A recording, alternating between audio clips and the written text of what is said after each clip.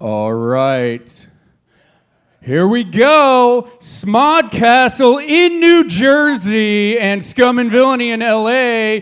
You guys make some noise for Kevin Smith, MARC BERNARDIN, Fat Man Beyond, Coast to Coast.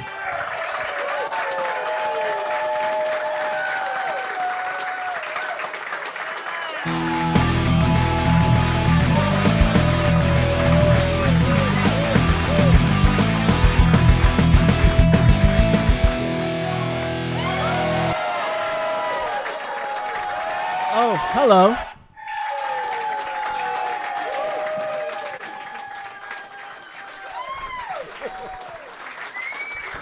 Welcome to Fat Man Beyond. I'm Kevin Smith. And I am MARC BERNARDIN.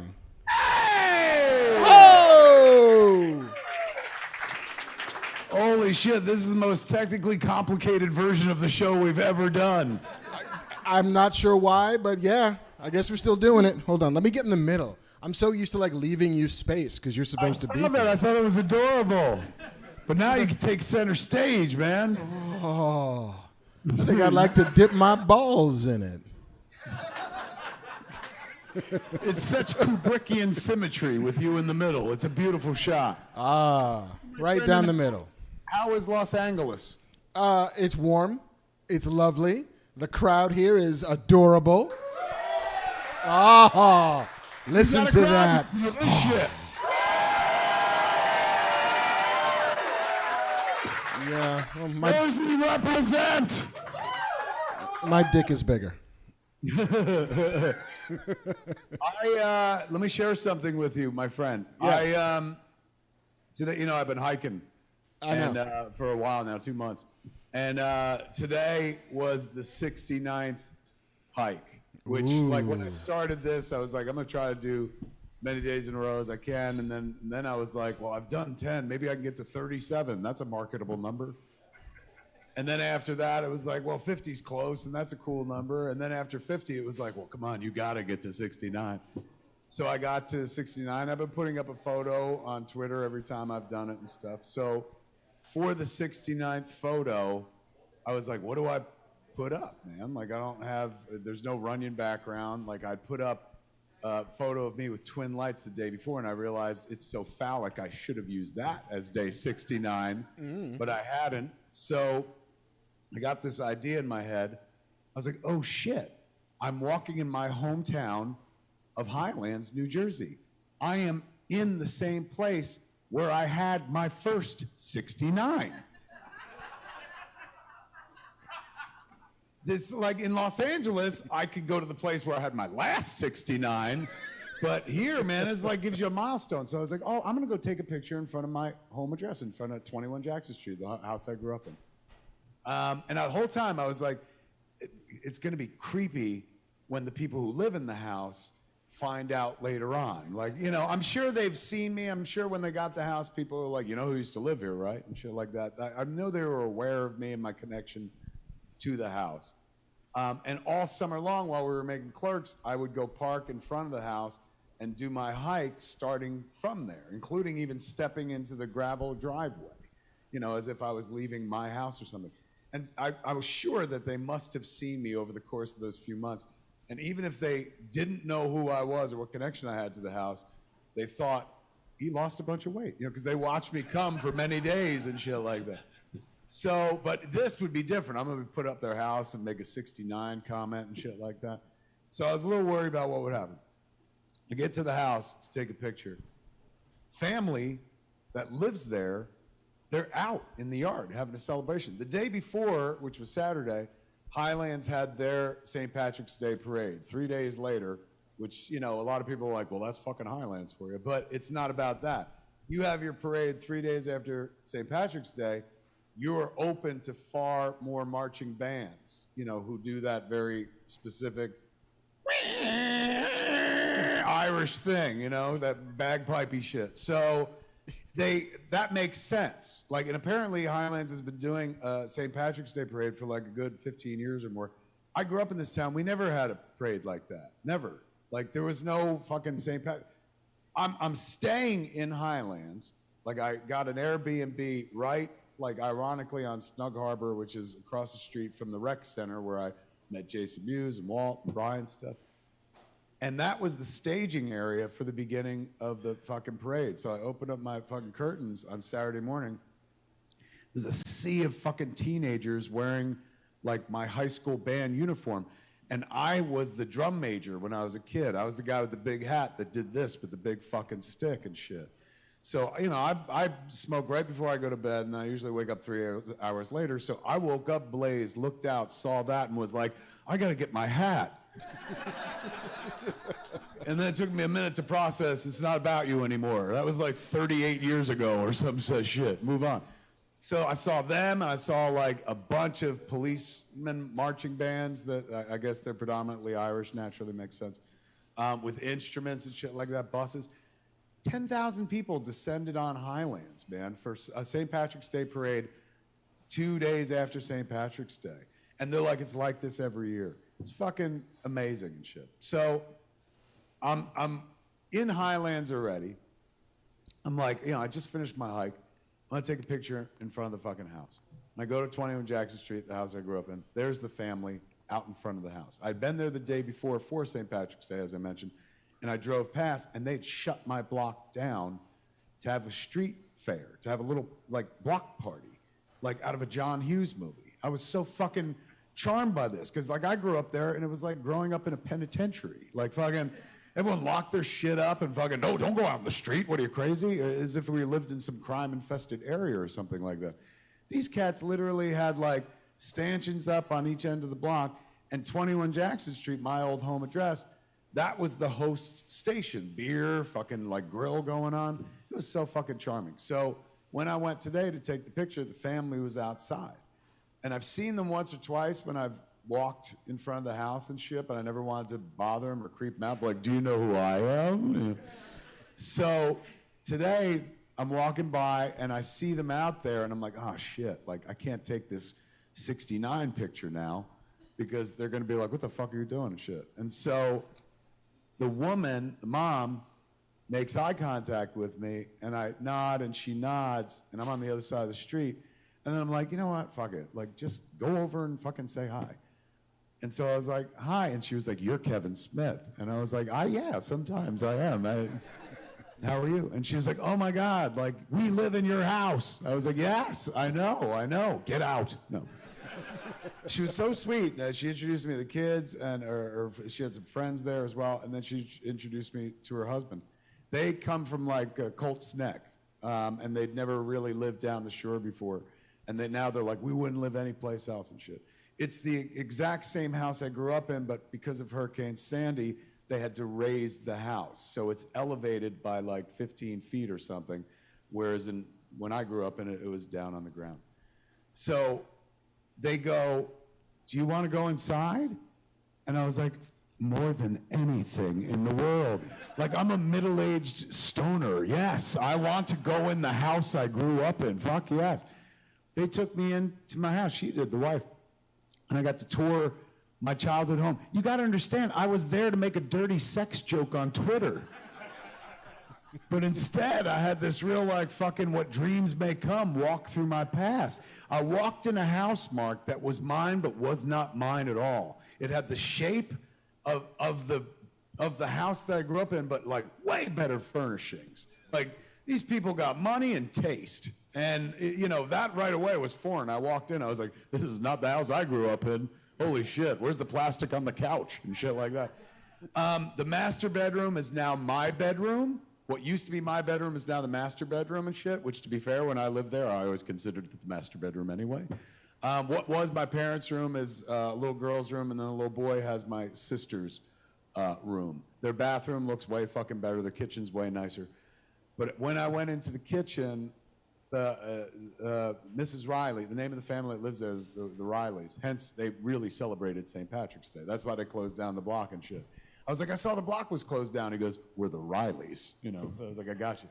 So she took me into the kitchen, and she's like, I don't think anything is left from the house. And I know she's right, because before they ever got near it, when it was still like a husk after the flood, we went in there, me, my brother, and sister, and everything was wiped. Like, you couldn't fucking see anything that even looked like a house. It was all fucking beams and shit. But then the lady goes, but I think these windows might have been yours. And I looked at these windows, and they were the windows that I'll never forget this. Like, my parents debated about getting these windows for fucking months and had discussions about, like, well, ultimately it'll save money on heating bills and shit like that. Getting these kitchen windows replaced was such a fucking huge moment in my preteen life. And as I pull up to the fucking handle, it's literally those fucking windows. And now they're not modern anymore. They're, fucking 30 years old at this point and shit. But it's the same fucking handle that I remember. The old ones went away and these new ones came in. And I remember thinking, like, this is nothing like my house. Now it's the only thing left to my fucking house. So I'm looking and she's like, are these your windows? And I look at the handles and I just start bawling. I'm like, oh my God. And she's just like, what did those handles do to you? It was so fucking sweet. Then we went outside and they let me go in the garage. My sister, when we were kids, Virginia, my mom and dad went to a vacation without us. They went to Hawaii, and it was like 1981 or 82. One of the only times they ever went away without us kids. And so when they went away, my sister spray painted the inside back wall of the garage, these two caricatures of my parents going on vacation in Hawaii. Fucking piece is still up there, man. And they put stuff in front of it. They're not like, look, we've left it on display. But they were like, we didn't have the heart to take it down. It's so good. You did a good job. I was like, oh, my sister actually painted that. They're like, well, if we knew that, we would have taken it down. We just keep telling people you painted it. I was like, go ahead. Even though it says Virginia at the bottom and stuff. But then we went out in the street and fucking took a picture with them and the kids and whatnot. And they were like, you can come by any fucking time and shit. And I didn't have the heart to tell them that. I was like, I'm going to take you up on that, like left and right. I would love to go to my old house, sit in my old bedroom, and write. You know what I'm saying? Like, fucking, how trippy would that be? Especially because my old bedroom is their master bedroom. So I'd be sitting on their bed and shit while they're watching TV. What do you think Dante would say now? What are you guys doing? So I like the idea that you would force an Airbnb on them. You'd be like, listen, I need you to leave. Here's $1,000. Yes. These cats look like they're doing well. Because believe me, during the summer, like we rented a house in Middletown to live in while we were shooting the movie. And I walked, every day I went to Highlands to walk, and I always parked in front of my house. And I was like, why didn't I just knock on these cats' door and offer them whatever we were paying to rent the house in Middletown? Maybe they weren't in the business market to do that, but if some stranger comes to your door, it's like, we'll give you fucking whatever it is to rent your fucking house. This is legit. I made Clerks. You might be like, all right, yeah, just don't fucking make Clerks in it or whatever the fuck. But now that I've met them, like, it wouldn't have played, man, because they like dug in like ticks. They got a family. That also made me incredibly emotional. I saw the little boy running around in the backyard, and like for one brief moment, I was like, kid, I know your whole fucking future. I know what's going to happen to you. Well, me, but I know what's going to happen. Like, that's to fucked up. That I see in me running around and fucking in the backyard. It was really nuts, man. So it's been a good trip. We did a Clerks 2 live here at SModcastle on Friday. We had a poker tournament here at SModcastle on Saturday. We did a That Kevin Smith Club State of the Union event right before this, and now we're getting to stream Fat Man Beyond, which is great because it allows me to bring MARC BERNARDIN right into the heart of Leonardo, ladies and gentlemen. Give it up for the great MARC BERNARDIN.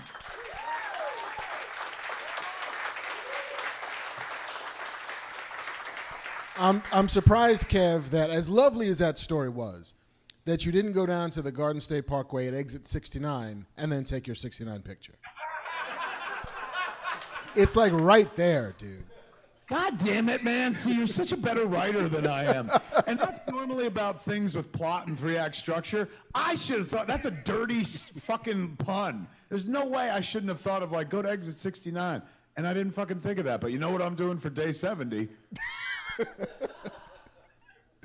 Doing exactly that. How are you, my friend? How has your week been? I'm good. Not nearly as raconteurish as you are. I didn't really do anything this week that is requiring of a long story.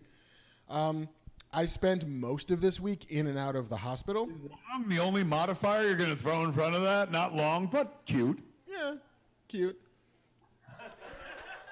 Yeah, no, my kid has, my autistic daughter also has epilepsy, which, awesome, found that out during the pandemic. And so Is that right? You only found out during the pandemic? Yeah, first ever seizure was like July 20th of 2020, which was a surprise. Is that now a for life thing? It is now a for life thing. So we were in the Children's Hospital of LA for the week to do a sort of battery of tests to figure out, all right, what do these seizures look like? Like she had the head sock that had a bunch of electrodes and shit in it. And so she spent the week, Monday through Friday in the hospital. So I don't have any I did cool, fun shit. I was like, I ate bad hospital food for some of it. I drove more than I've driven since the pandemic, back and forth to sort of downtown LA. I watched some movies, I guess, because I had some time to kill. What have you seen? I saw Turning Red, the new Pixar movie. How did you like it? It's wonderful. It is so, it's, and I think you'll appreciate it, is that it's very specific in its time and its place, and that it takes place in 2002 in Toronto. And it's about this young Asian woman who's sort of coming of age, and part of her coming of age is she turns into a red panda that's giant and may or may not crush things because she doesn't know her own strength.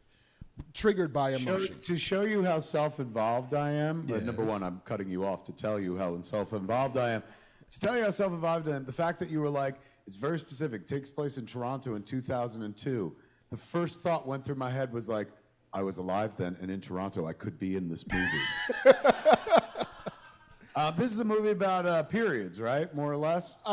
Much more than that, but that's the metaphor here, right? That is the metaphor, is that here's a young woman named Mylin who was coming of age and is not expecting that part of coming of age will come with this giant red thing.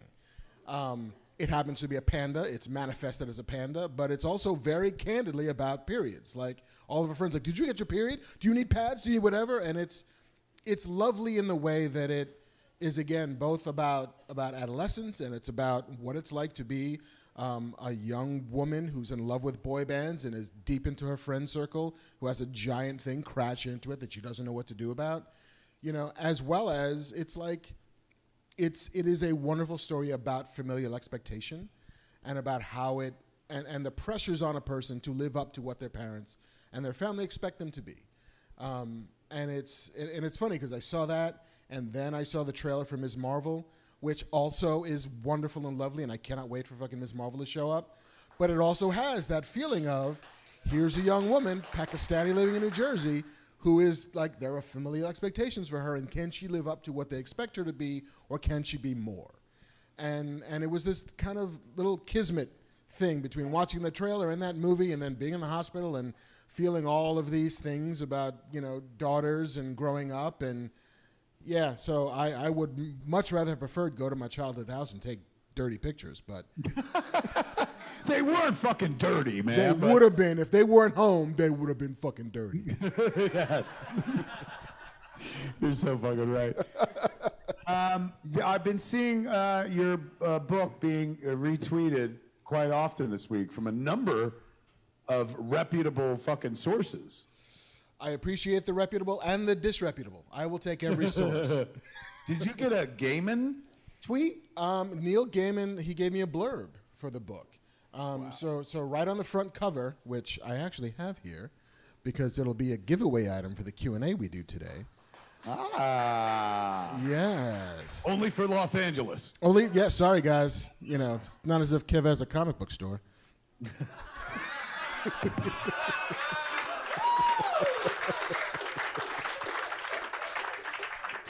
We have to organize these things in advance, man. We have a giveaway, though. Do you? McDonald did this beautiful print of me and you. I'm depicted wearing Elvis gear. Excellent. You're depicted burning the last picture he drew of us together. Nice. That you were laissez-faire about. It's a wonderful piece. I've signed them all, and everybody leaving SModcastle tonight Everyone's getting one of these, not just one lucky person. Everyone. Yeah, sorry, it's Thunderdome in here. Like we actually make a person do a thing. You're welcome. I believe we have bills to pay. We do have some bills to pay. We got a couple of ads. I figure we'll do one here and then one after the news, perhaps. Let's do that, and then I'll tell you about something I watched. Ooh. Yeah, Okay. fuck yeah. It's the Highland St. Patrick's Day Parade. Oh, my God. Top of the morning to you, Mark. Aaron Gobralis. It was that fucking wild. Can you make the noise of the bagpipes again so it sounds like you're getting on the internet in 1992? Yes.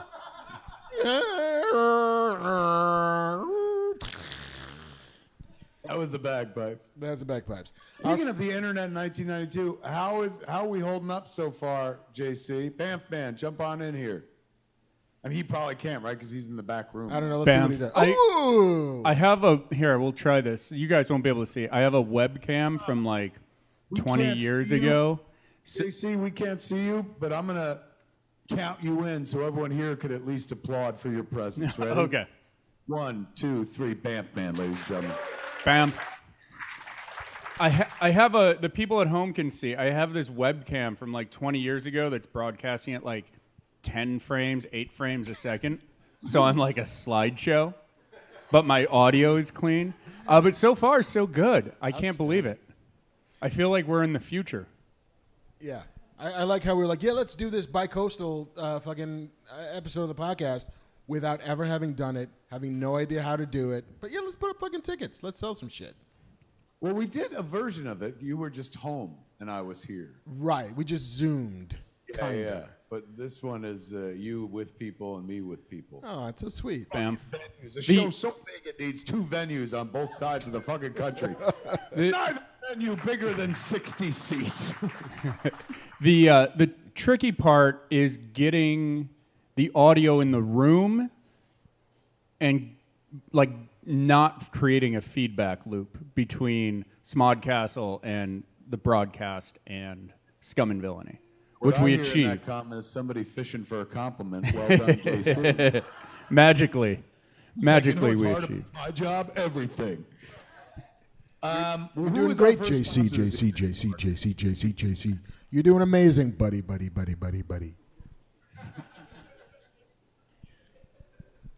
I'm faking a feedback loop. I know. I got the joke. Yeah. It's great. It's killing in L.A. I'll just tell you that. You got the ad copy. I don't. I'm at a loss here, as always. I do. So I'm going to get into it. Our first ad is brought to you by the good people at Curiosity Stream. Give it up for the good people at Curiosity Stream. A subscription streaming service that offers thousands of documentaries and nonfiction titles from some of the world's best filmmakers, including exclusive originals. Curiosity. Hold on one second. Yeah. What? Let's acknowledge the fact that, like, what is it? Read that sentence again. Curiosity Stream is a subscription streaming service that offers thousands of documentaries and nonfiction titles from some of the world's best filmmakers, including exclusive originals.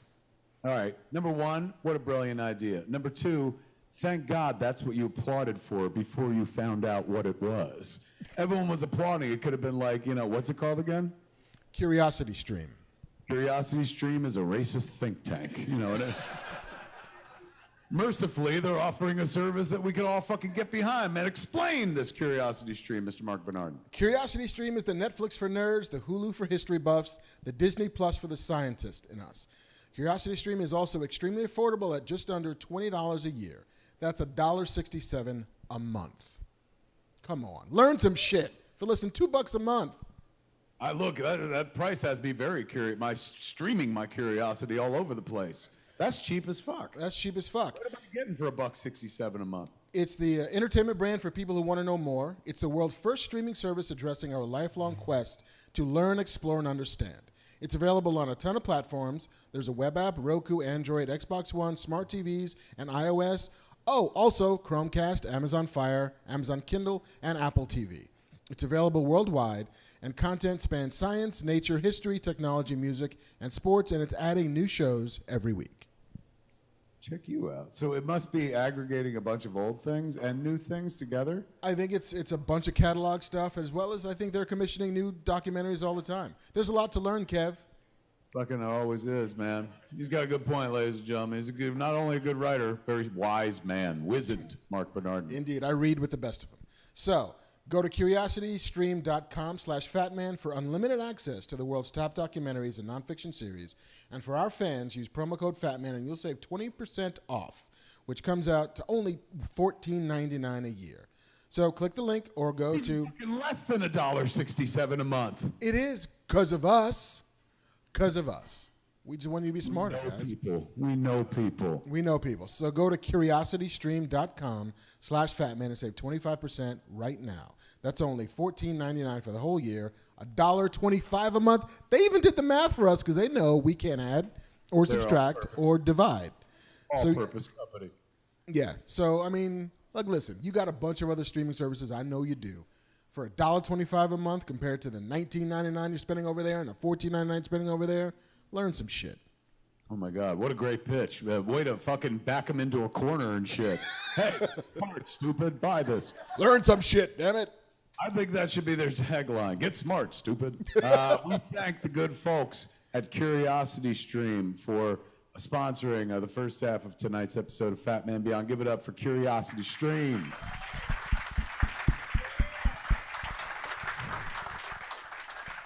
So what did you watch, Kev? You said you watched a thing. Somebody on Twitter was like, have you seen Fresh? Yes, you ain't fucking kidding. We're going to talk about how good it is. They said, have you seen Fresh? It reminded me of Tusk. And I was like, I've never heard that before. Other than you know, the fucking Human Centipede. Nobody's ever said, you know what Tusk reminds me of? Like, nobody. What I always hope they'll say is Tusk reminds me of Misery, because it has the same structure as Misery. It's not all that different when you think about it, except one guy's not a writer, he's a podcaster, and lady turns him into a walrus as a guy. So fucking, you know. But barely a difference. Yes, barely any difference. So somebody said you got it reminded me of Tusk. And so I was like, I gotta fucking look into it. And it's on Hulu, I think. It's on Hulu. Fresh. It stars Sebastian Stan, the Winter Soldier. Ooh. Fucking Tommy of Pam and Tommy. He of the animatronic talking dick. And who is the young lady? She's a relative newcomer. I didn't know her. It's directed by a first-timer. Somebody pull up... that was the director? The actress, Daisy Edgar-Jones. She's British? Yeah, but she's playing American in this. She's a convincing American, man, because I was watching her going like, who is this young American actress? And I was like, oh, she's British. The director's name, somebody pull that for me, please. I should remember things. What is it? Mimi Cave? Her first feature, I believe. Fucking stunning. It's... Yeah? I don't want to fucking spoil it for you, but I think in order to get you there, I got to give you some deets about it. I would love for you to go in as clean as I did, but like, it might take a bit of a sell. The movie is fucking phenomenal. And I watched it with my wife, who's about as hardcore a feminist as it gets. And this is a movie about victimization, and there's a woman being victimized. And my wife hates shit like that. She's like, I don't need to watch another fucking thing where some woman's tied up and blah, blah, blah. I was like, I get it. Go in the other room. So, you know, when we're sit down to watch this, it starts as a meet cute. I wouldn't say a rom-com, but like more like a indie film about two people going to find love in the big city. And within the first 20 minutes, kind of like Tusk, somebody turns real fucking hard, and the movie becomes something completely different. So when the movie shifted and became, you know, a fucking hostage type movie, a captive movie, and the, you know, spoilers, the main female character is fucking in prison. Instantly, my wife was like, turn this shit off. And I was like, it was written by a woman, it was directed by a woman. I think I saw a lot of women producers. Like, don't bail yet. Like, I know shit looks bad, but like, I think there's a curveball coming, man. I think you want to hang out for this. And she was delighted that she did. Because the movie spares, it's not like, you know, oh, it was made by a woman, so it's not as fucking hard as it could be or something. It just doesn't do the shit that my wife's like, I've seen that a zillion times. This movie was able to do something I've never seen before. And I could not take my fucking eyes off of it. It is so fucking captivating, and it is brutal. It captures your imagination. It wakens every fucking nightmare you've ever had. I'm trying to stay away from the word that'll really sell it, but it's about cannibalism. Didn't see that coming. Well, whoever went, is the person to be suspect of. Cannibalism, my fave. Well, there's a lot of tater tots in the room, so I wouldn't go just by that. Yes. It's, I'm telling you, it's so fucking worth your time. It's grisly, and it asks a lot, and it's dark. It pulls no fucking punches, man. Takes no well, it takes a lot of prisoners, but it doesn't spare anything. Anybody who's like, it can't be that hard, bullshit. They're doing things in this movie that's so fucked up. And Sebastian, the girl is wonderful, but Sebastian Stan is essentially playing like not a psychotic character, but a, what do they call that motherfucker where you're like, sociopathic character, borderline psychopathic, but definitely fucking sociopathic. Charming as fuck. Like in a better world, he would be getting a lot of attention right now for this role. I don't see anybody talking about him in this movie. He's wonderful in Pam and Tommy, but he is fucking magical in this movie in a Hannibal Lecter-ish kind of way, where you're like, I hate this fucking prick, but like, I would have fucked him too. Like, he's just so charming. And it's a reverse of the story that, like, you know, of Prey and Predator and stuff like that. I'm telling you, it's so worth watching, but it goes places. I kept turning to my fucking wife to be like, I swear, I didn't know. Like, and she was like, no, I'm with it. Now I'm in.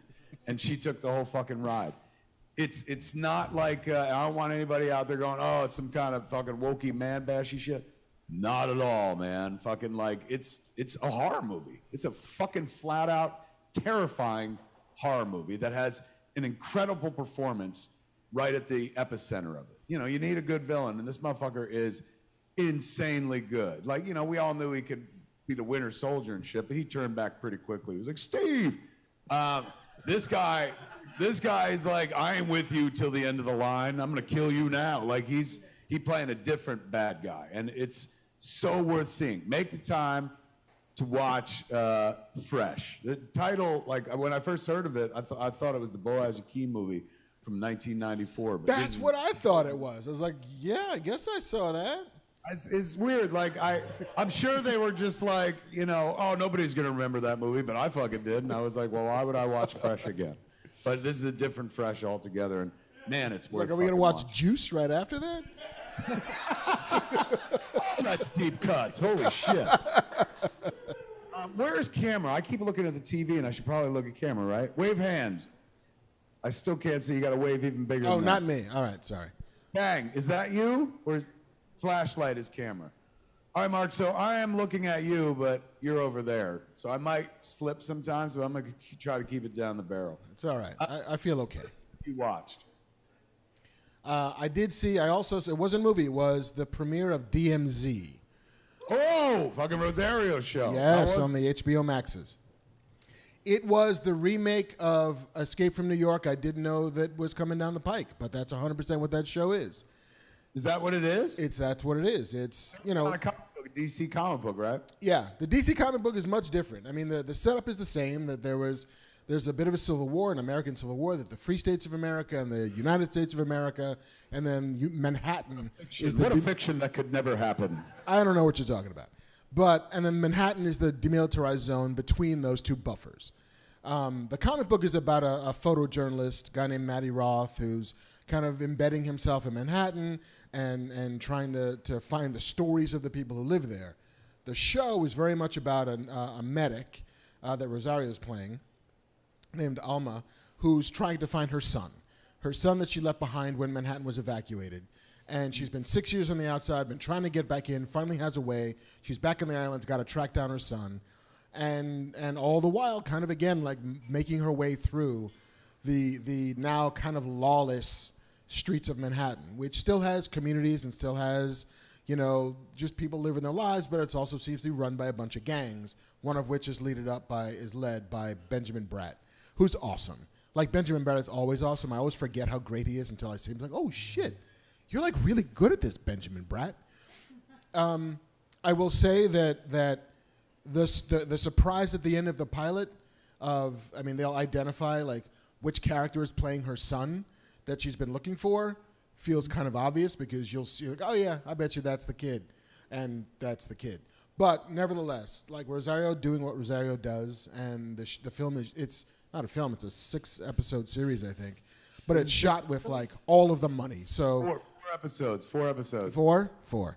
Is Ava DuVernay did it, right? Ava DuVernay directed the pilot. I'm not sure which of the other ones she did, or if she did all of them. But it was originally supposed to be a series that then got truncated into a miniseries. But I'm here for it. Like, it looks great. It looks great. And it's Escape from New York. It's 100% that.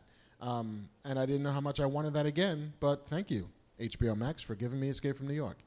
Bugging A. I texted with her earlier in the week about something unrelated, and she was like, bro, watch DMZ. And I was like, is it dropping soon? She's like, it's amazing. So she was very, very happy with it. She loves doing, like, comic book stuff. That was one of the things that drew her to it. She was like, I've read this. So it was nice to see she got to do it. I'm going to watch it. I can't watch it until I get home. My wife's like, you can't watch it without me. We got a lot of shit like that. Like, one of my favorite things in the world is watching The Dropout now. Ooh. Seyfried's performance is so fucking good. And, like, you know, I've watched all the documentaries on Theranos, but I find her performance just fucking captivating. She's not doing an impression of Elizabeth Holmes. Is that her name? Elizabeth Holmes? She's not doing an impression, but she's like Chris Pine. She evokes the character she's playing. Like the way Chris Pine didn't just do Shatner, but he could evoke Shatner, and you're like, yeah, that's fucking Kirk for sure. She's nailed some of her mannerisms and the voice thing and stuff like that, but more just the look of constant, like, I'm drowning and shit. But I can't watch that until I watch it with her. And then we just started watching We Crashed, which is, I think, also, no, that's on Apple TV, and that's about the WeWork thing, where Jared Leto is putting on a rubber nose, a prosthetic nose and stuff. I don't know why he fucking bothered. Like, we all know. He keeps trying to cover himself in rubber, this guy, and shit. Like, could you imagine being that pretty and you're like, make me ugly fast? I mean, I guess being pretty gets boring because she's like, no, I don't need it. It's done all it's going to do for me. Yeah. What was I just talking about? About Leto? We Sorry, I Crashed? hit a fucking pothole.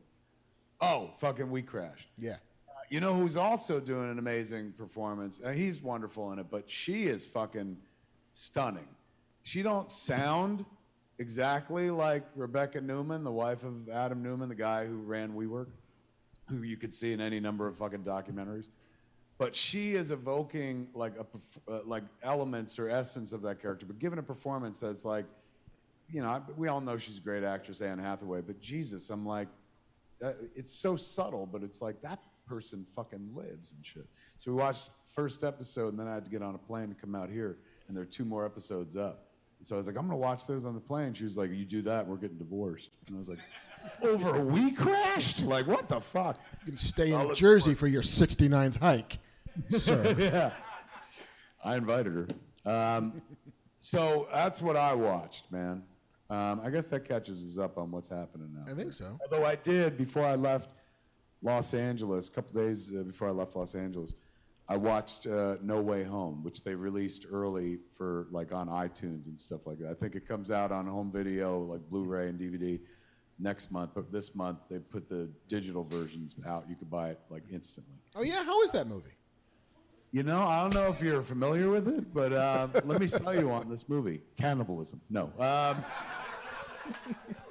It was, I'm telling you, I love that movie in the theater, but at home, like, what a fantastic experience, man. Like, I sat in front of my laptop in my office watching it at like 4 in the morning till 7 in the morning. and had the best fucking time by myself. Better time than I ever have jerking off in that office by myself. I was so into the fucking adventure. It is so much movie. Went flying on it. So much movie, so satisfying, so beautiful, and like all the Aunt May stuff like hit me even harder this time. And then Andrew Garfield is fucking transcendent. Somehow like steals the fucking movie, man, from like a very insanely capable cast. Willem Dafoe's performance, I appreciated even more this time around. First time I was like, yeah, it's Willem Dafoe, that's what he does. This time around, like I was like, oh, and this time around I did the math. Like, you know, I tried to, first time I watched it just as a fan, right? This time I was doing the math as a filmmaker going, how many days did they use all those cats? Like, how many days did they have Willem Dafoe? And I was trying to piece it together based on the scenes and based on the schedule. How many days did they have Toby and Andrew? Because they made productive use of that fucking time. It doesn't seem like they just shot fucking hundreds of feet and they're like, we hope something works. They got them in and they fucking like really got down to business with like the perfect use of those characters. I will say this is not a complaint by any stretch of imagination. Very typical of any comic book movie. But there's no way in fucking, I'll bet my life on the fact that Tobey Maguire is not wearing a Spider-Man suit up until the shot where he's like, see, right here. Other than that, no complaints whatsoever. And it made me fucking dig in even double hard where I'm like, there's no way on earth that that movie didn't deserve at least one of the 10 nominations. For best. Kevin, don't do it. No, don't. Hear me out, Art. I'm trying to help. Hear me out. I have something to say. Sam Jackson backed me up and shit. He said it 2 weeks later, and nobody said nothing about him. Well, because he's a bad motherfucker. Exactly. It's on the wall. Exactly. I realized what my cred was, 0. But I'm telling you, I'm not lobbying. I'm not saying, like, fucking throw them all out. And some people try to get you where they're like, well, what movies should not be on the list? And it ain't about that. It ain't about lowering somebody else to raise somebody else up. But I'm telling you, if this ain't a perfect movie, and I don't mean like a perfect motion picture, like fucking flawless, like The Godfather Part 2 or some such shit. I mean a fucking perfect movie. This is what movies are all about. Taking you on an adventure that you are never gonna fucking see in the real world. I say that as a guy who makes movies about people that work in convenience stores. And like people who work in convenience stores see it and they're like, big deal. Like, you know, this is a movie that actually takes you fucking places. And it's following up like one of the most inventive comic book movies of all time with the Avengers Infinity War and Endgame fucking saga, and still manages to tell an incredibly original story while building itself on over 20 years of previous storytelling. By all rights, it should not seem original by any stretch of the imagination, but I don't know if it was just me, but every juncture, they thwarted my expectation. They pivoted. You know, when I saw that cast, I was like, here comes the Sinister Six. And it's anything but that. And I was not unhappy. I wasn't like, what the fuck did they do to the Sinister Six? They're woke. Not at all, man. I was like, this is a fucking cool idea for a story. Instead of giving me the story I thought I was gonna fucking get, which is the same old fucking bullshit where everybody fights, they found a way where like to really shine a light on who Peter Parker is. Like, you know, Zendaya has the line where she's like, that's just who he is. And that fucking made me bawl as I was watching. I was like, he's such a good boy. Why does shit never work out for him? That fucking, him giving up his identity hit even harder than when I saw it in the theater. Way harder, man. I was so emotional about that and shit. Because it was such like a sacrifice where he's like, nobody's going to remember. And then I thought about like how they got away with that. There's no more Tony Stark. So like, that connection is gone, and there's no more Aunt May. Like the two characters we've been presented with as the touchstones of his life. People who would be like, where's Peter Parker? Or people who would try to figure out who the fuck Spider-Man is, as in the case of a Tony Stark. And they're gone, and it frees them up to tell this story where it's just like, nobody remembers who the fuck he is. And then he goes to see his two friends and shit, and he sees that their lives are, I'm gonna get so fucking emotional. I thought it was so beautiful, man. He sees their lives going on and he wants to do what he wants to do for himself, but then he doesn't. Like, so fucking good. My God, that movie's fucking good. That kid's doing, what's his name, John Watts? John Watts. He's doing Fantastic Four. I know it's not immediately next, but he's doing like some other movie I think I've read, and then he's doing Fantastic Four. Yeah. This guy made me emotional about fucking Spider-Man in a way I ain't been emotional about Spider-Man my whole fucking life. That was better than jerking off. With Fantastic Four. Sorry. Go ahead, to you, Mark. No, I just said it's better than jerking off. So yeah, you must have been very emotional. Well, I was in one way, it's shooting webs either way, but fucking this one was less messy. But my God, it was a good watch. Watch it again when you get a chance, like with the kids or even by yourself and shit like that. It's how many times you see it in the theater? I saw it twice. Twice also. Yeah. I'm telling you, the third, I loved it. I absolutely loved it. The third home viewing, like my heart fucking soared. It was just, it's such a transcendent fucking movie. And I know film Twitter is like, you're a fucking idiot. I know. But that don't change the fact that this is an amazing fucking movie, regardless. All right, enough about the past. Shall we talk about the future? We should indeed. But I think we should probably do our second ad before we get there. Before we even do the news? Before we do the news. After the news. Before we do the Q&A. It's, well, what do you want to do, Kev? I'm here for you. I'm here to support you in your endeavors. I thought that's how we do it, is this way. Let's do the news, and then after the news, we'll do the second ad and then lead into the Q&A. Right. Sounds good. What news you got? You know, Marc Bernardin used to be a newsman, ladies and gentlemen, and even though he left that world long behind, for the purposes of this show, he fucking puts on his little cap with the press card in it and goes back to work. Give it up for Marc Bernardin. He's bringing you the news.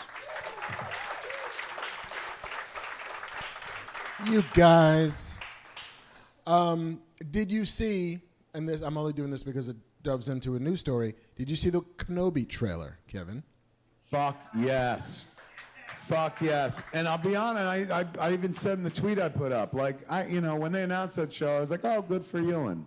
But I wasn't like, I can't fucking wait, Obi-Wan Kenobi's my bitch. Like, I've never cared about Obi-Wan Kenobi. After that trailer, I couldn't care more about Obi-Wan Kenobi. Watching him cuck out little Luke Skywalker and shit, like looking at him, that was fucking awesome. I had no idea. I should have known that was coming. I fancy myself a fucking writer, and I've seen a Star Wars picture or two. I know the mythology, and yet, when they cut to him fucking looking through his binocs, and they cut to the little Luke Skywalker fucking like pretend pod racing on top of that fucking house in Tatooine, I was like, God damn it, these motherfuckers know what they're doing, man. Like, that's the perfect blend of old and new. That's a new image, a new visual that I never knew existed in the Star Wars universe, and it's instantly fucking indelible. So if they could do that in the fucking trailer with just that moment, and that's before you get into the Inquisitors and you get into the extension of the Star Wars universe to places that, cartoons have seen and some of the books have seen, but now the mainstream is going to see, it looks fucking spellbinding, man. I honestly, I got to learn to fucking just bet on them constantly. Like, because when they announced it, I was like, same thing. Now I'm rethinking, what's that next one they're doing? Caspian or something like that? Yeah. I could care fucking less. But after I saw that Obi-Wan trailer, I was like, Jesus, if they could make that work, maybe Caspian will be fucking good too and shit. Cassian, not Caspian. That's a different thing. Caspian was that other thing, wasn't it? Yeah, the Lion, Witch, and Wardrobe. Thank you. Ernie, grab me a drink, everybody. Give it up for Ernie. Castle Keeper Ernie O'Donnell. Thanks, Ernie.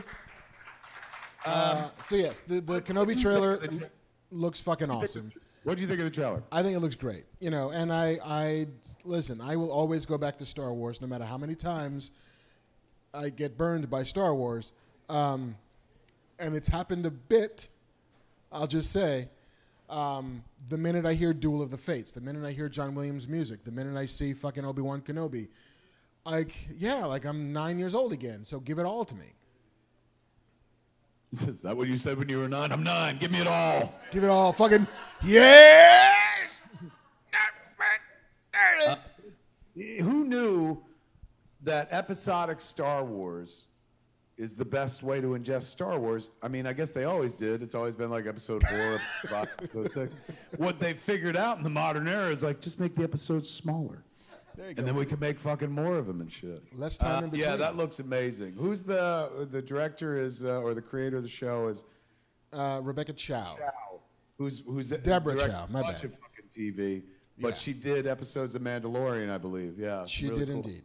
Season 1. At one point, did you know, Kevin, that Darth Maul was going to be one of the bad guys in Kenobi? How fucked up is that? I read that this week as well, man. And a natural. You'd be like, oh my God, yeah, fans will fucking love that. What happened? Why is it not Darth Maul? Tell him. Well, it seems as if there was an original writer who was working with Deborah Chow in the series, and apparently there was a time in which Ray Park was set to reprise his role as Darth Maul, and he was in active prep to do so. But pre-production paused on the series in early 2020 because Lucasfilm was unhappy with the scripts. This is according to a Hollywood Reporter story. The reasoning behind the pause is more layered. According to sources, Chow showed the scripts to Star Wars stewards Dave Filoni and Jon Favreau, who were deep into working on Mando Season 2.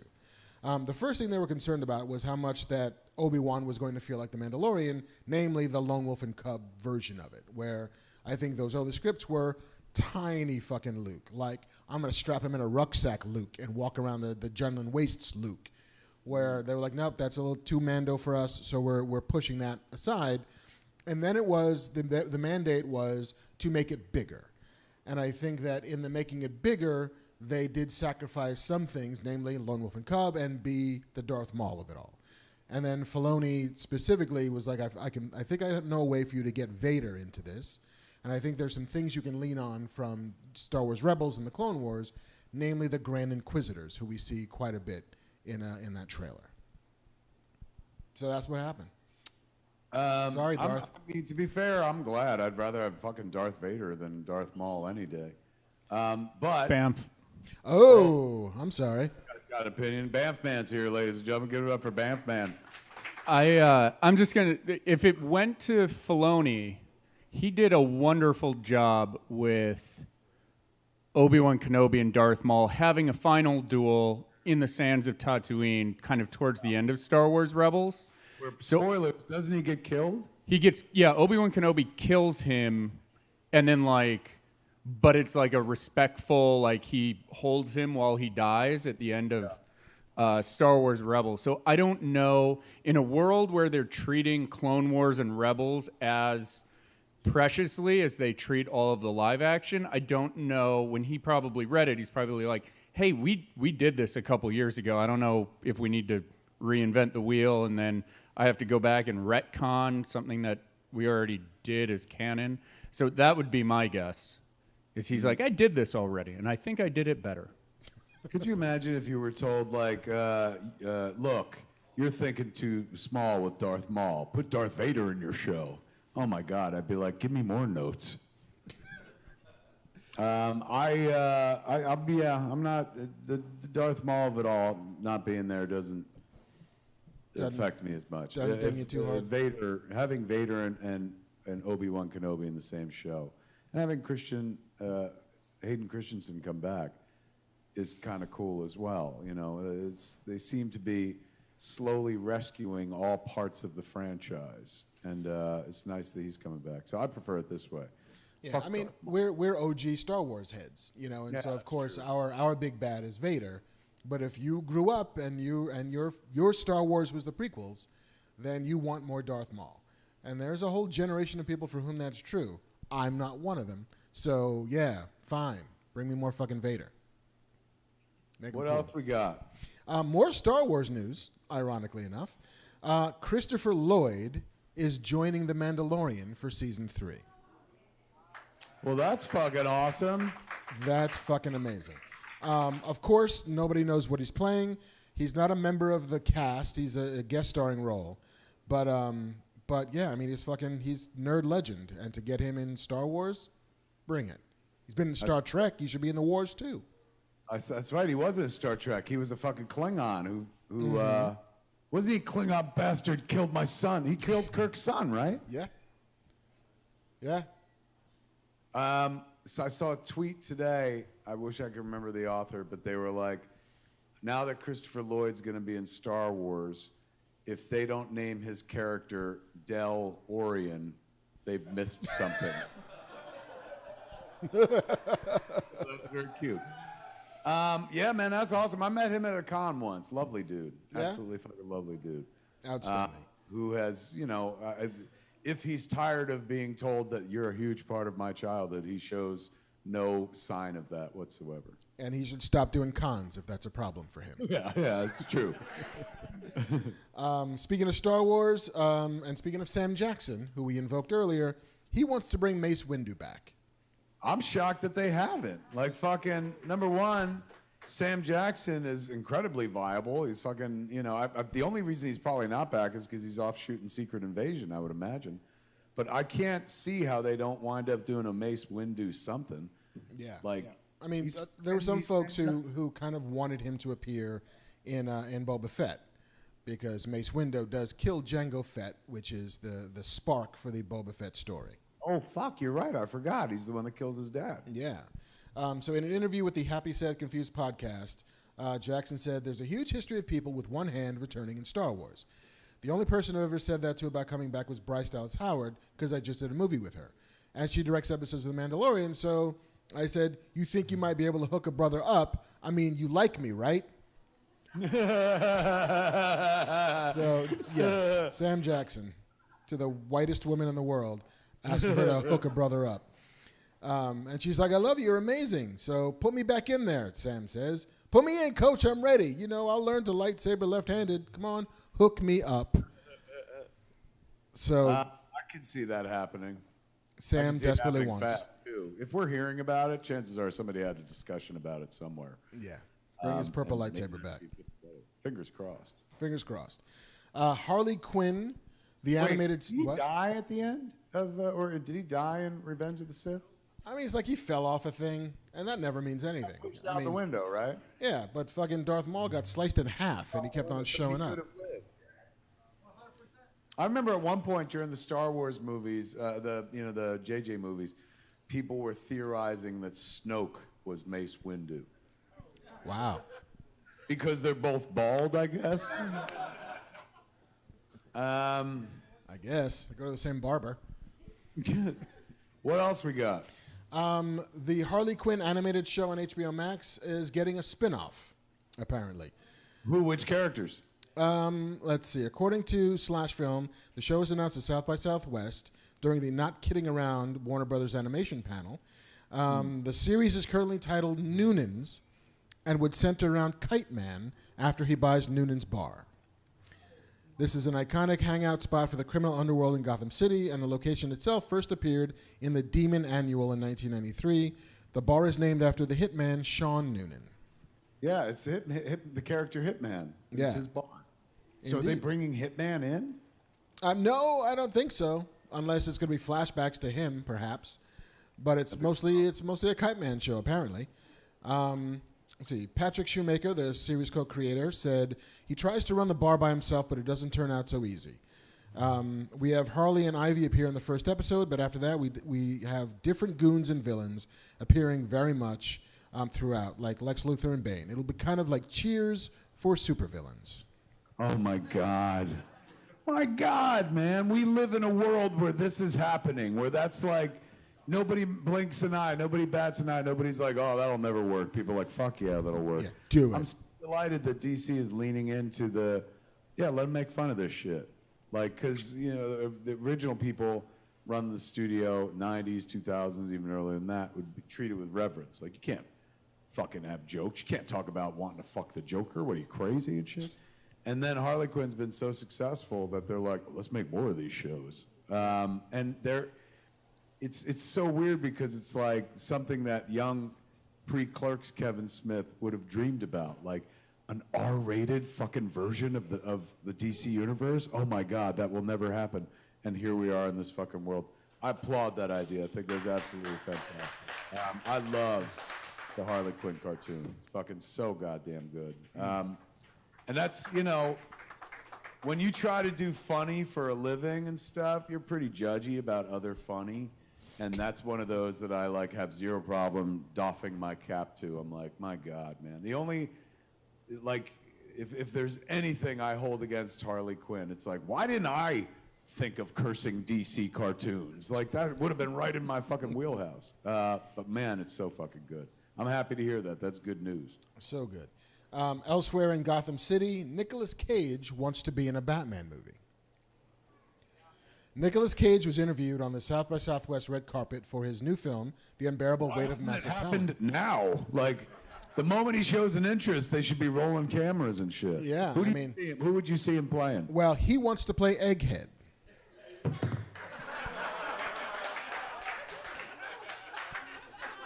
Literally, like, this is his quote. And it's not like an idle whimsy either. He's like, I've been thinking about this. We have the new Robert Pattinson as the Batman. The villain that Vincent Price played on the 60s show, Egghead, I think I want to have a go at Egghead. I think I can make him absolutely terrifying. I have a concept for Egghead, so let them know at Warner Brothers I'm down for Egghead.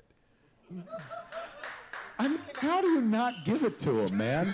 Even Matt Reeves right now should be like, look, I didn't think I'd ever say this, but The Batman 2 versus Egghead.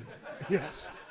The mirror cracked, and Even Egghead if is it was the for bad the guy. opening scene of the Batman sequel, and he fucking takes out a terrifying, realistic Egghead with an egg-related crime where he's like, that was excellent. I would fucking, oh my God, him doing it, that'd be amazing. And I never would have thought of that character, because I'm real faithful to the comics. I was like, Egghead ain't from the comics and shit. I'm glad that he pulled that idea. I hope somebody's listening. Fuck. Yeah. I mean, it makes sense. Like, the Nicolas Cage-Vincent Price connection seems, like, strong. So the idea that that's the one he wants to do, I buy it 100%, would watch it 100%. If he was an Egghead, which is now, it's going to be hard to not see him as anything but Egghead, but what Batman villain would you cast Nick Cage as? I mean, now I want to see his King Tut. while we're at it, like, give him the daffiest fucking shit and see if he can ground it. Because I believe if anybody could, he could. Hugo Strange, he would do amazing with. Oh, not bad. Man Bat. Scarface, bitch. Yes. Could you imagine he played Scarface, so he was the ventriloquist, but also they fucking made him up to look like the dummy as well? Oh, that'd be fucked up. Like, remember that weird Pinocchio movie where he's made of wood and you're like, ah, like that fucking look? That's a good idea, Scarface. See, I wouldn't have thought of that. What a great, you could pull that shit off in a Matt Reeves movie, right? Like, there's nothing weird about it. It's just a guy working a puppet and shit. Like, you know. Which is always weird, Kevin. Yeah. Always weird. Always weird. He's got his hand up a puppet's ass, just making it talk. Anarchy. Holy shit. Who's a Detective Comics Alan fucking Grant reader from way back? Norm Breyfogle. Who said that? Fuck, man. Anarchy. That was a character. I remember when they first introduced that character. I mean, I'm sure they've used that character since, but back in the day, that was a Norm Breyfogle character. I remember buying those issues off the stand. Well, good for Nick Cage. He always gets what he wants, so I'm sure he's going to get this as well. You had once earlier in this, and by once I mean like half an hour ago, evoked the performance of one Chris Pine as Captain Kirk. Oh, fuck. One of my favorite performances in movies ever is him doing his version of Captain Kirk. Well, we're going to see another interpretation of Jim Kirk. Star Trek Strange New Worlds has cast a Jim Kirk for its second season. Now, what is the premise of Strange New Worlds? Strange New Worlds is the Enterprise before Captain Kirk is the captain. So it's Captain Pike, it's number one, it's Spock. It's the prequel to the classic series, basically. And so now they're introducing in its second season, and we haven't even seen the first season yet. Season 2 is going to have a Captain Kirk, or maybe just a Jim Kirk, maybe Lieutenant Kirk, maybe a Cadet Kirk. Unclear. But Paul Wesley is playing Jim Kirk. Who is that? Paul Wesley was in the Vampire Diaries for 1,000 years. Oh, shit. That guy. You think he'd... Some low-key shade there. Do you think, what does he do? Does he do the Pine where you kind of invoke Shatner, or do you think he won't Shatner it at all? I bet you, judging from, because Ethan Peck, who is playing Spock, was on Discovery, and he's playing Spock very kind of subdued. Like it's not a Nimoy impression, it's not a Zach Quinto impression. It's its own like weird thing. It's very naturalistic. So I'd have to imagine that if that's what Spock is going to feel like, then Kirk will also not be an impression or an imitation of Shatner. Like I think it's probably going to be its own separate thing. Where maybe, I don't know, maybe wears a hairpiece to evoke William Shatner. A girdle. As a long-time Trekkie and somebody who has worked for the franchise, how do you feel about them heading into Kirk country? I guess you're okay with it based on the fact they've done it to Spock, or is there any pushback whatsoever? I mean, it seems as if we're kind of backing into just rebooting the classic series. which in a way I don't know if you need, because it is perfect in its own incredibly cheesy, like, held together with hopes and dreams and twine kind of way. And like redoing those stories feels a bit like a fool's errand. So if they're going to find something new to do with Kirk and Spock as young men that isn't the JJ movies, that isn't the classic series, then I'd like to see them try. But I'm not sure that I'd saddle up for that particular That's kind ride of cool. in You space. put on a poster. I'd like to see him try. Marc Bernardin. Yeah. Double dare you. Make it good. Well, good for that kid. The kid from fucking the Vampire Diaries. Good for that 40-year-old man. Another job, finally. What's the next story? The last story is it's a bit of a rumor, which has not been confirmed by anybody. And it must be true. Then it must be true. The rumor is that Damon Lindelof, he of Lost and the Leftovers, and Watchmen could be next in line to tackle the Star Wars universe. And that he's currently at work on a feature. After his Watchmen series, I will watch anything Damon Lindelof wants to do, including My Wife in Front of Me. He's a master storyteller. I thought when I heard they're doing a Watchmen sequel or whatever, a Watchmen show at HBO, I was like, oh, naturally they're going to do it. They'll all fucking 12 books. It's going to be the Watchmen story we know. Then when they announced it, like, oh, it's not. It's a sequel. I was like, well, this is fucking dumb. Why would you ever do that? Your perfect fucking material sitting right there. God, this is going to be terrible. And it was one of the best pieces of programming, pieces of media I've ever watched in my life. Not just, it was great for that year. It's instant fucking classic. And if you love The Watchmen as I did, it's an extension of the story in a way that makes absolute fucking sense, man. It was so magical. I watched some of Lost, but I was not a Lost person. And Damon's Aliens movie, I forget which one it was, maybe Prometheus or whatever. Didn't really light my world on fire, but like after that Watchmen series, fuck, I was like, this guy could do no wrong, man. He could write my eulogy and I'd be happy to fucking read it. So I look forward. I hope this is fucking true. What would that dude do with a Star Wars? I don't know, but he's a deep, deep fucking fan. Like I interviewed him once when I was back at the Hollywood Reporter and was in his office, and up on his wall is the single greatest piece of memorabilia I've ever seen, which is an original handwritten John Williams score page for the Imperial March. Oh, shit. Yeah, like signed by Williams at the end, but it was just the fucking clefs and this bum, bum, bum, bum, like all of it. I was like, that. He's like, yeah, I know, right? It's like, that's amazing, isn't it? It's like, fuck you. I'm going to stage a heist just for that. Good for him, man. He deserves to do more shit. I was really, at first, sad that he wasn't going to go on with Watchmen, and then he was like, look, I don't have a story to tell. Maybe one day I will, but like, there's no point in just doing it again because they want to fill a hole in the schedule. Like, I had a story to tell, we told it, moving on. I respect that incredible restraint as the guy who just made Clerks fucking 3. I was like, wow, one and right. Well done, Damon. So yeah, good for him. I hope they give him a Star Wars. Give him a fucking Batman too. He's tight with Reeves and JJ, and they're all in that fucking Warner Brothers world now. But if he wants Star Wars, naturally give him Star Wars, I say. Yeah, I mean, his movie, if it's real, will join, at the very least, the Patty Jenkins-directed Rogue Squadron, which is still on the release schedule. I thought that was canceled. I mean, it's still on their schedule for December 22nd, 2023. So it feels a little smudgy, but according to Lucasfilm and 20th, it's still real. Ryan Johnson is still allegedly working on a new trilogy.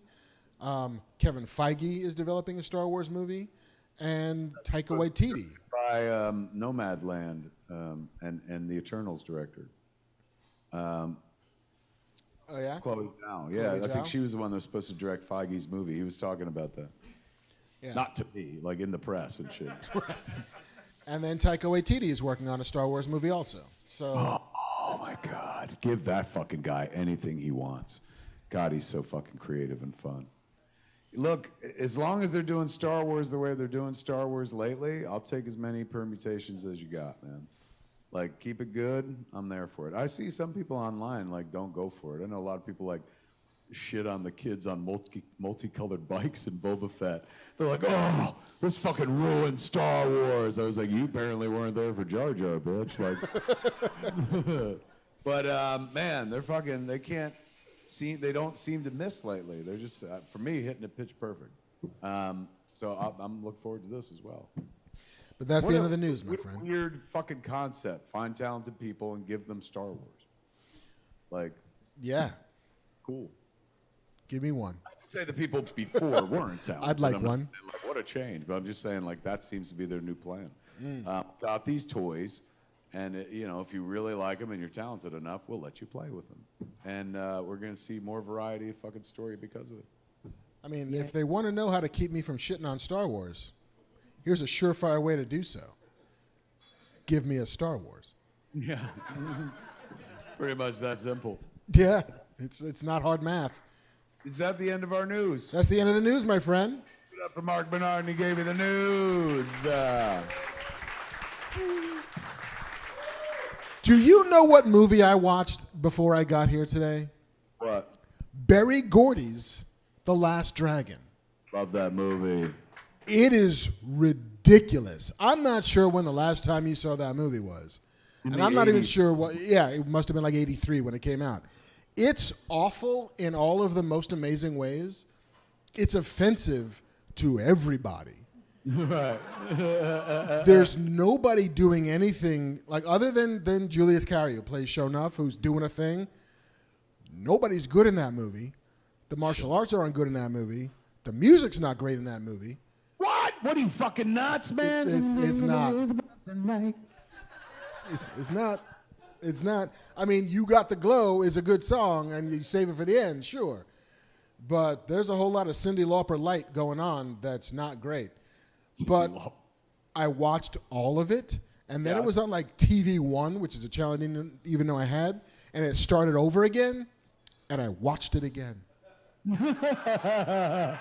And that's when you achieve total enlightenment. Indeed. That's when I became one with the universe. Is watching 4 straight hours of The Last Dragon. That's a fucking good tip, man. I'm going to try, and if I don't get through a half an hour and be like, what are you smoking? Give me fucking some of that.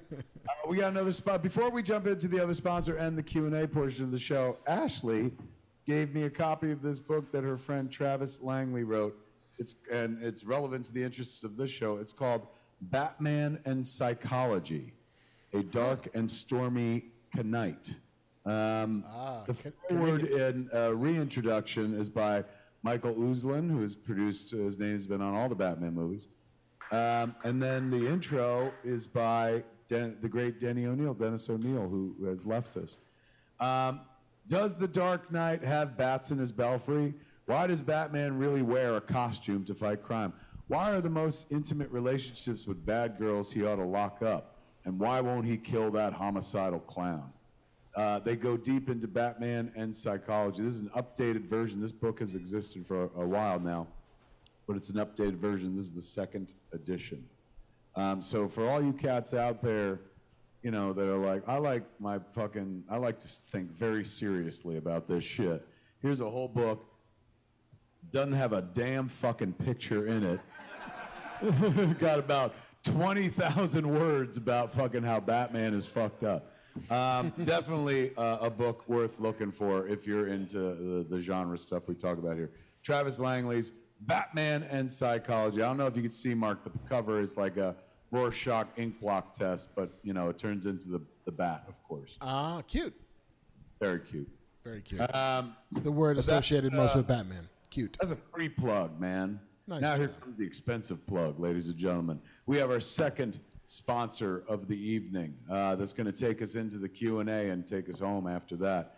Who has been foolish enough to give us money this week, Marc Bernardin? The good folks at Stance.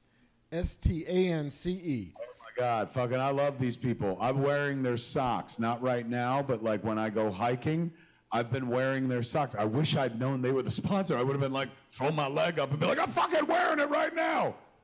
They make socks, they make clothing, they make activewear. They make a fucking wicked Scully cap, man, which I've been wearing on walks and stuff like that. I like these stance people, but you got the actual copy. What's the address we should send people to read along with us? The address we should send people to is stance.com. And if you use the promo code FATMAN at checkout, you get 15% off your first order. Stance.com. STANCE.com, ladies and gentlemen. Read their copy, Mark. What does Stance want the folks to know? Do you remember how back in the day sweatpants and joggers were only to be worn around the house or at the gym? That you couldn't really... Back in the day? Not you, the people. I know you know. But that you couldn't even really be seen around town in that stuff because it just wasn't cool. But now, Stance is making a full line of sweatpants, joggers, hoodies, and more that you'll be proud to see wearing whenever. I know personally, I got very acquainted with the sweatpants that I have in my house over the last 2 years, and I'm now surprised when I have to wear a belt. But thanks to the good folks at Stance, I might not need to actually do that. Belts are for losers. They're not just making socks anymore. What? Belts are for losers. That's where we Belts. Stance apparel is all really soft and comfortable with some for really, next week. Yeah. Stance is really comfortable with some really interesting designs, not the same old styles that everyone else offers. They have all the active benefits you want with a casual, more creative aesthetic. I'm telling you, man, they sent socks and they sent a hat, and I've worn both, and they're legit wonderful. I don't wear socks very often, just when I go hiking. So lately I've been wearing like socks a lot. Good for you. Care for your feet. And this was like fucking 2 months ago. And I didn't know they were going to do an ad. I was just like, they like me. They really like me. It was to test their shit out. And I did. And it fucking is legit. That, I'm telling you, is one of my favorite hats in the world. Winter hat. So fucking well made. Indeed. So they're not just socks anymore. What's that? They're not just socks anymore. No, they're bringing color, comfort, and creativity from toe to head with the launch of our new active apparel line. That's right. What started out as a radical reinvention of your sock drawer is now expanding to your entire wardrobe. So check out Stance's super soft line of sweatpants and joggers, shirts and hoodies, hats, and more, which are now available in a full range of fits, prints, fabrics, and fun. Embrace a life of superior comfort and creative expression with everyday active apparel that is truly stitched different. Nice. Nice. I like it. Good work there. Indeed. So yeah, blah, blah, blah, blah, blah, whether it's relaxing around the house, working out at the gym, running all over town, so they have a lot that we have to read. Stance has got you covered. Head on over to stance.com and get 15% off your first purchase. Use promo code FATMAN at checkout to apply. Enjoy the color and comfort of a life less ordinary with Stance. Stitched different. Thank the good folks at Stance for sponsoring tonight's Fat Man Beyond. Give it up for the good folks at Stance. Thank you, Stance.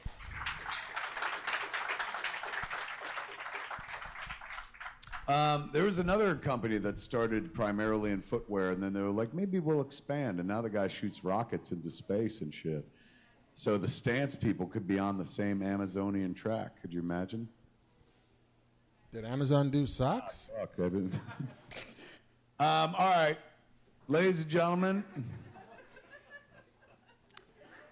before the show falls apart, we're going to dive into the Q&A portion of the show. I don't know how they're going to do it. Normally, we leave this in JC's hands. Yeah, I'm doing it here tonight. You're the one picking? I'm picking. I'm going to spot some folks in the crowd and inquisit them. So let's do, normally we do 3. How about we'll do 4? Okay. So 2 on your side, 2 on my side. We'll start with the Cantina, and then I'll pick somebody here, and then we'll go here. Done and done. All right, we ready? Yes. Okay. My man right here's, come on up.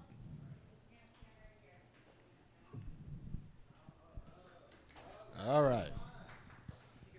Hey, man, what's your name? Jason. Well met, Jason. What's your question for Kevin and I? Yes. So. You can't see him, Kev. He's only... Am I asking the question? What? Oh, here he is. Oh, shit. I'm What's asking him his a name? question. Jason. Everyone give it up for Jason. He's going to ask a question. So, Mark, you and Kevin are forcibly locked into a room by Heath Ledger's Joker. Okay. He snaps a pool cue Yeah. and tells you it's tryouts, walks out. What do each of you do? Holy shit.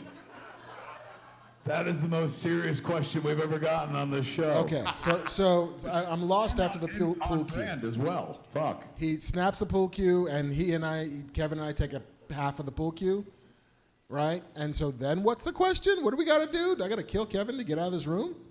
Yeah.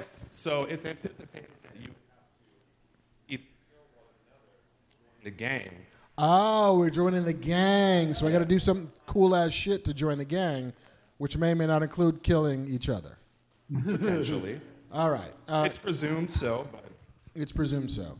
All right, Kev, do you have a feeling about what you would do with your half of a pool cue in order to join the Joker's gang? I'll be honest with you. I'm a lover, not a fighter, so I don't pre-plan my fights, but I do pre-plan my love. And this is what I would suggest. I would like to pivot, if you will, just like Spider-Man No Way Home. Just when everyone thinks, oh, it's going to be this, he snaps a pool cue, throws it at us, and he goes like, fucking tryouts and shit. What we do is we take both ends of the pool cue, not the sharp, splintery end, but the other end and shit, lubricate them, stick them up each other's asses. Now we've changed the conversation completely. Nobody talking about who's going to get killed or anything like that. They're like, these guys are great. Like, look at this shit. They're working in tandem. I mean, we need a partnership or something like that. They're calling the Joker and they're like, you got to fucking see this. And he probably jerks off watching us. And then he's like, you're hired. So I would say, rather than try to kill each other, because I like Mark, and I love Mark, and I don't think I could land a killing blow, even if it meant my own life and shit, but I do want to live.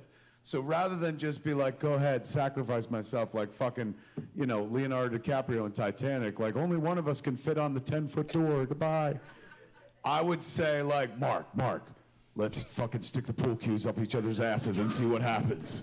And I think you'd be surprised by the results in more than one way. Like, apparently we're becoming sloppy bottom party clowns. Yes. To save our lives, why not, man? Fuck. I'm not sure I have a better answer that doesn't involve clubbing you to death. That's your move. What you do is you're like, yeah, let's do that, Kev. And then, like, once you get the fucking cue up my ass, then you stab me to death with the other cue. And then people are like, this guy's hardcore, man. He will fuck you before he kills you. And that's his friend. Or like, there's the version in which we both stick the pool cues up our asses, and then I kill you after that. Just because one of us has got to get in this fucking club, and somebody's got to die, but so the dude with the pool cue up his ass, also doing murder, feels like a really good job interview. Yes. And you'll be guaranteed at least a true crime podcast out of all of this. Yeah. If not, a flat-out Dateline episode where you just get sit down by fucking Keith Morrison and he's just like... Oh, there's no sitting down after that, Kevin. Very well done. No. What a great question. Give it up for that question, ladies and gentlemen. Oh, I have a follow-up. Oh, you have a follow-up. If the pool cue is split in half, which end goes up the ass? Is it the rubber end? And obviously. The rubber end and the small end? Between the rubber bumper at the end of the thick end of the stick, which to be fair is thicker than the thin end of the stick. Boy, this is a real fucking O. Henry problem, isn't it? Like, you're damned if you do, damned if you don't. You would take the tip that you chalk, that goes in one ass, and then the handle goes in the other ass. JC, come on, what kind of question is that? There are some Sundays that one can anticipate, and then other ones you're debating which end of a pool cue to shove up your ass. Your friend's ass. But then again, you're also choosing your own ass in the process, so I'm going to go blue all the way. I go the point with the chalk on the tip. And the bell agrees with me. I think I win. I'll take the bigger end, because if I'm going to do it, fucking do it, man. Like, if you're going to fuck me with a pool stick, give me the thick end, man. I can take it. I want the full experience and shit. Okay. Well, Jason, thank you for your question. You also win a graphic novel, Adora and the Distance, now on sale. Give it up for him. He won. He won Mark's comic book. Indeed. All right, you got one on that end, Kev? No, they're going to win one of these Prince No, by Chris I McDonald. mean that a everybody's gonna person. win. Do you have a person? I wish I'd brought more weed. I could top you to be like, well, and you've won one of my joints. But I need that shit. All right, we need to go with a question. The lights are dim. Throw some hands. It's got to be a good one. Think about it. You know, I can't see faces. All I see is hands. So I'm just going to go like this. Straight back. Wave your hand a little bit. That's you. Yeah, come on up. I can't see who you are, but I did see the white fish belly of your arm. And I'm ready to accept you onto the show. What's your name? Oh, fucking give it up for Patrick, everybody. Hi, Patrick. Oh, he's wonderful. Patrick, just to give you a little background, Patrick is the son of a person that I went to school with many, many years ago. No, it's Nicholas, not Patrick. Why do I keep saying Patrick? Nicholas, I'm sorry, it's the second time I did that as well. Nicholas is the son of somebody that I went to school with. Me and Ernie went to school with when we were kids. If you're in the Highlands area at all, which is the town I grew up in, on Linden Avenue, there's one house that's always very inventive with their decorations, particularly around Halloween and around Christmas. That's Nicholas's house. He's way into horror movies, all the fun shit, the gruesome rubber death shit. He's got a van with a lot of, fun, weird bumper stickers in it, but he has, who's sitting in the passenger seat? It's going to be Michael Myers from Halloween Kills specifically, and then in the back it's Shorty from Killer Clowns from Outer Space and Michael Keaton's Beetlejuice. Pretty fucking sweet. Where do you work? I actually work at Spencer's at the Monmouth Mall in Eatontown. Checks out. What a great job, man. Like, that was the job I wanted when I was a kid. Like, to work at Spencer's and have access to fart cans and shit. I also work at Spirit Halloween during the summer and then Halloween season. That's the one I was going for. You're a Spirit of Halloween kid because it shows in the front of the house and stuff. I was walking around Highlands while we were, doing clerks and stuff. And so in the hike every day, I would pass Nicholas's place. And there was before I made the connection, I'd pass a van that had a Jay and Silent Bob Secret Stash sticker on it, which like warmed my heart. I was like, oh my God, there's some motherfucker in Highlands who likes Jay and Silent Bob. How cool is that? So I eventually met Patrick, and he very much reminds Nicholas. God damn it! You know what? I might just get my name changed to Patrick. I'm sorry, Nicholas. Your name is Patrick now. Just to put it in context, I saw Nicholas outside, and I was like, oh my God, fucking Nicholas. I didn't say Nicholas. I was like, oh my God. I said, you're in the fucking credits. And he was like, are you kidding me? I was like, yeah, man, I made sure it says Patrick right there in the credits. And he was so sweet about not being like, who's Patrick? I believe in the credits it's accurate. I believe in my head it's wrong. So Nicholas I was talking to Nicholas while we were making Clerks 3 at one point. And I was like, hey man, roll by on this night. I bet you I can get you into a scene. Because we had real tight controls with the movie because of COVID and shit like that. We couldn't just have people walk on set. But I was like, I think I got a way to get you in the movie where like it won't matter because it's going to be some deep background shit. Show up. So he shows up and he's in a shot in the movie that like I've seen the movie now 4 or 5 times with audiences. And so I know where all the laugh places are, and most of them, God bless you, are where I intended them, but then there are places where people did funny things that I didn't write that fucking got reactions and shit. This I kind of quasi-wrote in as much as I was like, go back there and fucking snap a camera. People in the foreground are doing something that is photo-worthy. Every time it's screened, that moment gets a huge fucking laugh and shit. So when we were putting the credits together, I was looking at the credits list, and I was just like, hey man, you know who's not here? It's Nicholas. But I said, Patrick. Patrick's not fucking on this list.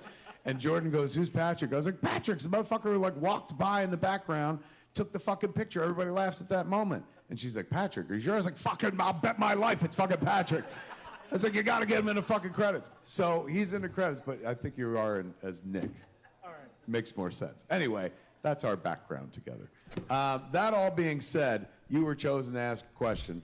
What is your question? So this is going to be for Star Wars.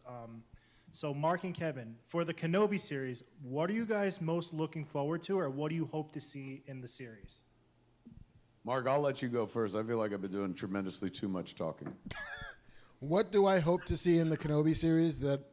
Well, I mean, I know there's some things we know we're going to see, right? We know we're going to see Darth Vader and Obi-Wan Kenobi have a confrontation of some sort. Otherwise, you don't put those two actors and those two characters in the same show. So I feel like we're going to get that. The thing that I do want is I want the Kenobi Owens scene. Like, I want the I'm sorry, but that fucking Anakin, it's my fault. Like, I want Kenobi to admit his wrongdoing and his failings. Because, Kenobi is a tragic character.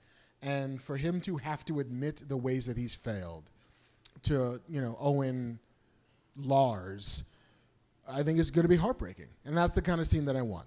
I also would like some explanation as to how apparently Obi-Wan Kenobi's in secret for like 40 years and hiding from what seem to be Grand Inquisitors and like the fucking Darth Vader and shit.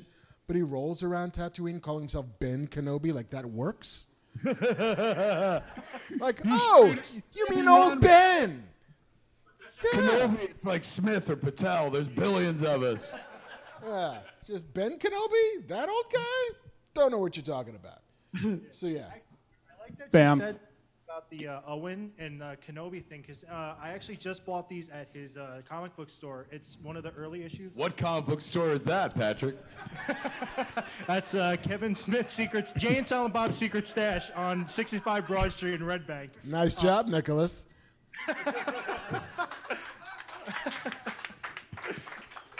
That one was intentional, man.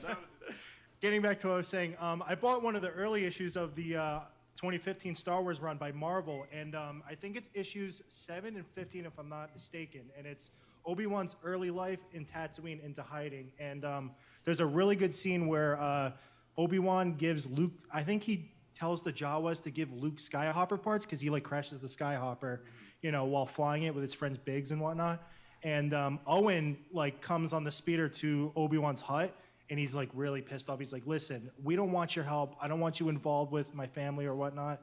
And I think it's really emotional because Owen says this one thing that really gets me. It's like, haven't you killed enough Skywalkers already? And it's like, wow. That was in a Marvel comic. Yeah, That's Owen fucked said up. that to Obi-Wan. That's like, wow, dude. That's tough. That's really rough, man. It's over the top. Obi-Wan's like, I only ever just wanted to help. And he's like, I don't want your help. And it's just so rough, It's crazy. But also cool thing too is Black Cranston from the Book of Boba Fett shows up in the comics and fights Obi-Wan. Isn't that crazy? Is that right? Mm-hmm. So I'm hoping to see. That's the Black Chewie. Am I allowed to say Yeah. that? Is it what JC? What are they? What's Well, his name is Chrysanthemum because when you say Black Cranston, I'm like, is that like Bryan Cranston's like brother-in-law? I believe you called him Patrick. Can I answer this? I've got an answer. By all for you. means, JC. Say, The thing I want to see is that Obi-Wan doesn't know that Darth Vader is Anakin Skywalker. He left Anakin Skywalker dying on fire. He thinks Anakin's dead. Nobody knows that Darth Vader is Anakin Skywalker. I want to see Obi-Wan learn that Anakin lived. That, I think, is the moment of the show. Right, because that is a good answer. That is a good answer. Fucking Mark gave a good answer. My answer was like, I just want to see Uncle Owen and Aunt Beru fuck. And now that I realize it's on Disney Family, we're probably not getting that scene. But I was thinking of, like, you mentioned Biggs, and that's true. We're back on Tatooine with a young Luke. There could be a young Biggs running around, or if history follows, they'll shoot him and then cut that kid out altogether. Honestly, I had no fucking desire for this show whatsoever. The trailer was so good, I was like, oh my God, I can't wait to fucking see this. So I have no improvement, no thing that I'm like, well, this is what they need to fucking do. I'm the last guy they should fucking listen to. But I think you raise an excellent point, which is like, and I can't say that Filoni and Favreau don't engage with this. Some of those fucking Marvel stories from back in the day, like, really legit work. It's not just extended universe. It's like, this is great fucking addition to the dialogue of the original movie and stuff. One of my favorite of the Star Wars comics was it was an annual where Boba Fett got spit out of the Sarlacc pit, like something that we actually saw in the Boba Fett series. And then he was rescued by Han Solo, but he had no memory of who the fuck he was, and Han Solo and he teamed up until his memory was jogged. Then he was like, Solo! And he's like, oh, and he knocked him in the Sarlacc hole again after they went off and had a whole ass adventure. So they left him right where he fucking started and shit, but they took us on this massive adventure with the characters that you love. You know, they borrow heavily, of course, from the animated series. I keep looking in the wrong way. They borrow heavily from the cartoons that they've done that Filoni's worked on, but hopefully they give an eye toward those comic books. Some of those, you know, maybe not the big green rabbit, Crimson Jack or whatever his name is, but Jackson, yes, Jackson, that's it. But some of those stories were good, and for those of us who didn't have multiple Star Wars movies and the option of a Star Wars TV series, that was it. That was like when you were a kid, that was the only extension of fucking Star Wars. It was either the games you played with when you played with the toys, or in reading the comics, and then later on like the books and shit like that. Splinter the Mind's Eye being the first one. So hopefully they don't leave those all behind, man. But that's just a sidebar. That is you guys all gave great answers. I gave a terrible fucking answer, but we got an answer, most importantly, to Nicholas's question. Give it up for Nick, ladies and gentlemen. All right, back on this end. The last question over here. Who we got? Who wants to know a thing? Yeah.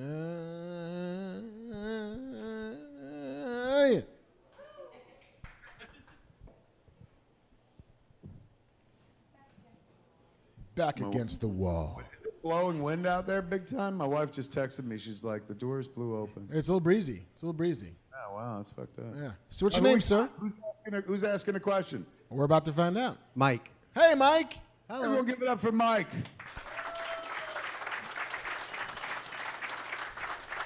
What is your question, Mike? All right, for both of you, if you could revive any television series ever of all time, what would it be and how would you do it? Ooh, if we could revive any television series of all time, what would it be and how would we do it? You know what I wanted to do for the longest time, and once actually tried to set a meeting to accomplish, was to bring back Roseanne, because I loved the sitcom from the 80s, Roseanne. Thought it was incredibly realistic, and I loved the saga of the Connors. And then they announced they were doing it. I was like elated. I was like, holy shit, man, the dream's coming true. And then it turned into a nightmare. So, so I think, let me see.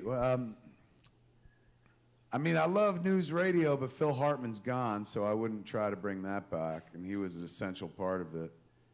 I mean, look, for this, I would have to, because there's also a part of me, it's like, I can't do better than the people who originally did this shit. Like, you know, there's things that I was like, I wish they would do another Greatest American Hero, but I don't have enough passion to be like, I've got an idea for the Greatest American Hero or something like that. So I'm going to go to my child's heart. I'm going to ask 5-year-old Kevin Smith what TV show that he would like to see rebooted. 6-year-old Kevin Smith would say Laverne and Shirley. 5-year-old Kevin Smith would say Batman. So I would do Batman all over again. I'll be honest with you, fucking Dave Mandel, who I did the Clerks cartoon with, and he did the Curb Your Enthusiasm with Larry. He did the movie Euro Trip, and he's worked on, oh yeah. He was the one that fucking wrote that song, man. Fucking Scotty doesn't know. Scotty. And he knew, I'm not saying we got it for him, but he knew Matt through us, and so that's how Matt wound up. Matt was in Europe at the time shooting, I think, the Brothers Grimm, and so he was there, and they were like, we can write this whole scene. Can he play this guy? And he came in and cameoed and shit. It was very fucking sweet. Dave did, you know, for anybody that loves Who is Driving? Bear is Driving. How can that be? Not only did Dave write that joke on the fly, Dave is the voice as well. He's the guy at the end of Clerks cartoon. He's like, thanks for watching. He's holding drinks and stuff. He did Veep for the last few years as well, and he just did this new HBO series about the White House cleaners, I guess, during the Watergate era. That's going to be on later this year. That all being said, Dave Mandel, when Clerks was coming to an end, he had this incredible fucking deal. He had worked at Seinfeld for like the last 5 or 6 seasons of the show as like one of the main writers. And so when that show ended, every production company in town, every studio swept in to try to get all the fucking staff and shit like that. So they had their pick of the litter. These people that worked on the show, they could go make deals for the first time, like writers who didn't create a fucking show, were just writers on a very popular show, and people were like, we'll give you whatever you want. Dave got this sick fucking deal from Touchstone TV. And they're like, what do you want to do? And he's like, did you ever see Clerks? I would like to make that as a cartoon. Then we met Dave. He came down to the diner in Red Bank, and we kind of went through it and shit like that. So we got to know each other, and we're like, fuck yeah, we want to make a cartoon. And then it did not work out. The network canceled us after like the 2nd episode and shit. But as the thing was imploding, Dave had such a good sense of humor about it all. He was mad too because he fucking loved the show. And this was his first project out the gate post Seinfeld. And not only did we fail, but we failed so spectacularly, canceled after fucking 2 episodes, replaced with reruns of the Drew Carey Show at that point. We're still pulling higher ratings than us. So I'll never forget, Dave goes, I was like, man, this is a bummer. He goes, yeah, but the only way around something like this is to just do something stupendously different and stupid. And I was like, what do you mean? He's like, I've been thinking about this show I want to do. And I was like, what is it? And he goes, Catman. And I was like, is it based on the DC Catman? He goes, nope, it's just Batman, but with a C. And I was like, well, so what are you going to do? He's like, I just want to remake the Batman TV show, and I want to remake it as Catman. So everything is the same. Cat phone, cat poles, everything's the same. His villainous, Batwoman. So, you know. And I was like, oh, my God, man, can you make that work? He's like, well, I got this deal at Touchstone TV, and now that this is dead, perhaps. And he went in and pitched, and they did not fucking... They did not see the joke whatsoever. I was like, that's so postmodern, fucking brilliant. But I wouldn't even do it as irony. I would just be like, somebody's like, here's a blank check. You got to here's a gun to your head. You got to pick a TV show to fucking remake. Go. I'd be like, oh my God, Batman. Like, if I'm got a gun to my head, fucking let me go play on the Batman set. That'd be amazing. So I would do that. Absolutely. This is one of the first things that introduced me to superheroes. Batman is, you know, obviously a pivotal character in my life, and the idea of being able to reenact that which I grew up watching and loving. You know, part of storytelling structure was learned watching episodes of Batman as a kid. Like, this is how this happens. This is a second act. This is so it's not just like, oh, I fucking love Batman and the villains. That'd be cool. Although that gives you, like, who do you cast as the current day villains and stuff. Could be amazingly fun.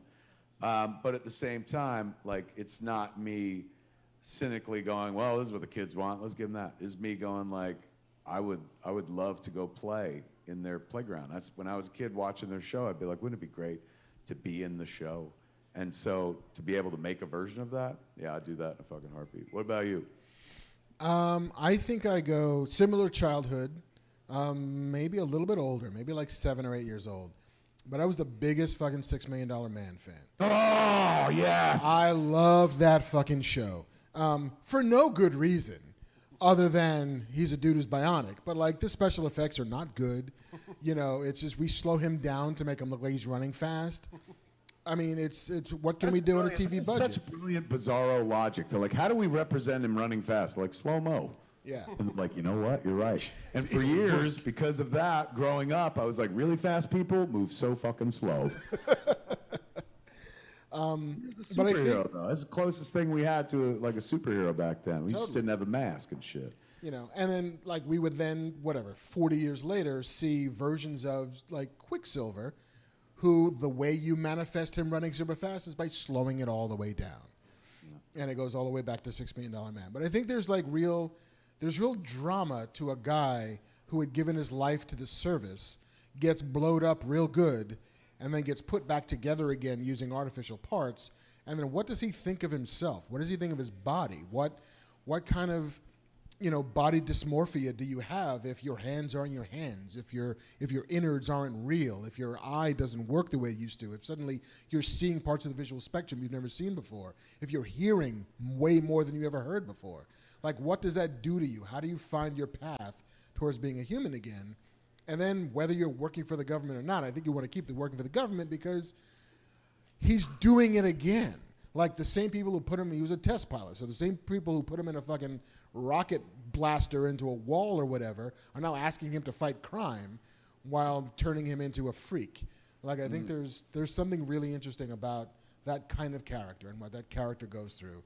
And then being able to do it for real today, like that bionic dude is frightening. And those powers are immense and insane. And I just think there's a lot on that tree that you can harvest from. 100% agreed. When I worked on the $6 Million Man for Red Hot Minute years ago, it was based on a book called Cyborg by Martin Caidin, I believe the name is. Could be wrong on the name. But they delved deeply into am I man or machine in the book. So I pulled a little of that into the $6 Million Man like I was doing, like where they ripped off his other arm to balance him out and shit like that. And he was like, you took even more of my humanity. So yeah, that shit would be good shit to fucking go deep diving on, particularly with like a good writer like yourself and shit. Because they didn't really do that in the show. There was never like, you know, an existential crisis that Steve was like, am I man or machine? He was just always fucking on the run, very slowly. Yeah. And I don't remember much about the Bionic Woman show that was on at this point now, like 20 years ago. Yeah. But I don't think they delved that deeply into that either. So I think there's but some. her injuries weren't nearly as bad as hers. She had her legs replaced, and she had a bionic ear. I'm not even sure if she had a bionic arm or not, but she could run real fast, and she could hear every time they would do a close-up on her ear, like, boop, boop, boop, boop, boop, and she would go like this, and she heard shit like in the other room, and you're like, that's bionic. I can't remember if she had bionic arms or not, though. I don't think so. Yeah. But they were just, I mean, could you imagine? They were just like fucking boyfriend, girlfriend, parachute diving and shit. And fucking, you know, he's Steve Austin, who is like Steve Austin, astronaut, a man barely alive. They bring that guy in, save his life, put him to work as a fucking spy. He goes out on a fucking date. He gets the woman he's dating fucking nearly killed while parachuting out of a fucking, you know, plane for fun and shit. And he turns to the government. He's like, do her now. And they fucking do it, man. Like, him, they're like, well, you're a fucking, you know, trained test pilot. You've got skills and shit. You've worked for the government. She was a teacher. And he was just like, do it. And they're like, all right, fucking Steve, we'll do it for you. $6 million into this woman you just met. And then they don't even wind up staying together, man. For the purposes of the show, they had to be on 2 different shows. They weren't even a couple. So they had like a friendly breakup or some such shit. So you're Steve Austin, and you're like, I begged the government to fucking save this woman's life with all this money, and then she dumped me? Turn to the government, and you're like, can you pull the batteries out or some such shit? To be fair, she didn't ask for that. True. Good point. See, that's there's a good writer right there. Because that could be a whole fucking episode, or even just the, you know, parts of an episode. The idea if she's like, I didn't want to be fucking this. You're like, fuck you, Steve. That's why we're breaking up. And he's like, I can't win. He's the Charlie Brown of cyborgs, man.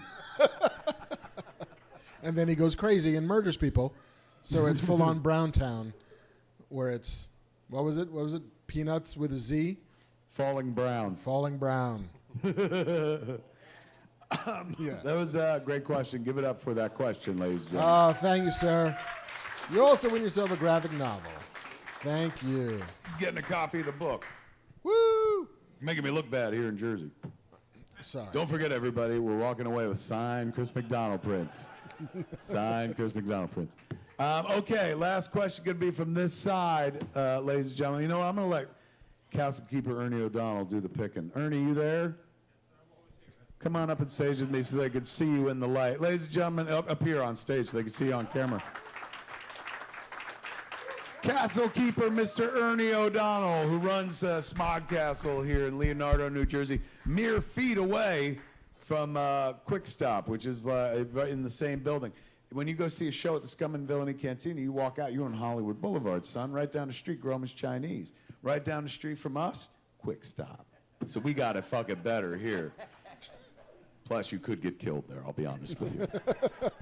All right, Ernie's going to pick our next question asker to make it more democratic, man. Otherwise, I might pick Patrick/Nicholas again. Yeah, join me up here. Come on up. Sit in the hot seat. What's your name? Everyone give it up for Sean!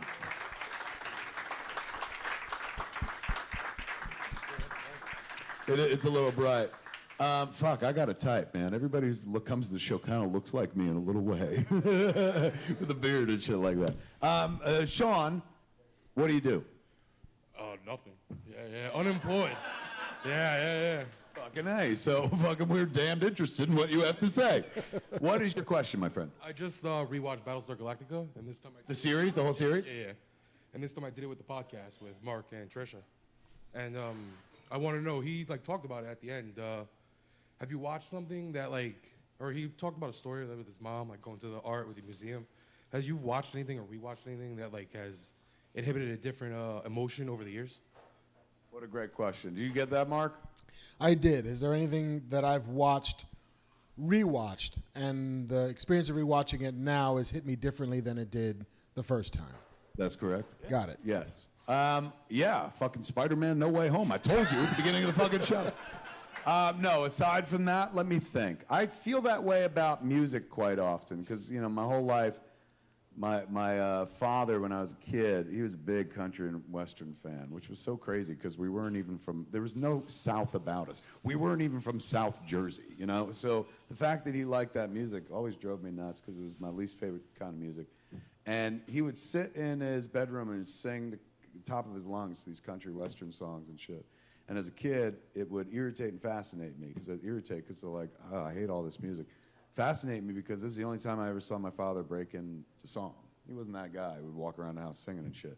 He'd close his door, put on his fucking records, and he would just sing his fucking heart out. And that was probably his release. Probably he's like, the only way I can deal with that butterball of a child of mine is to come into this room and sing at the top of my lungs.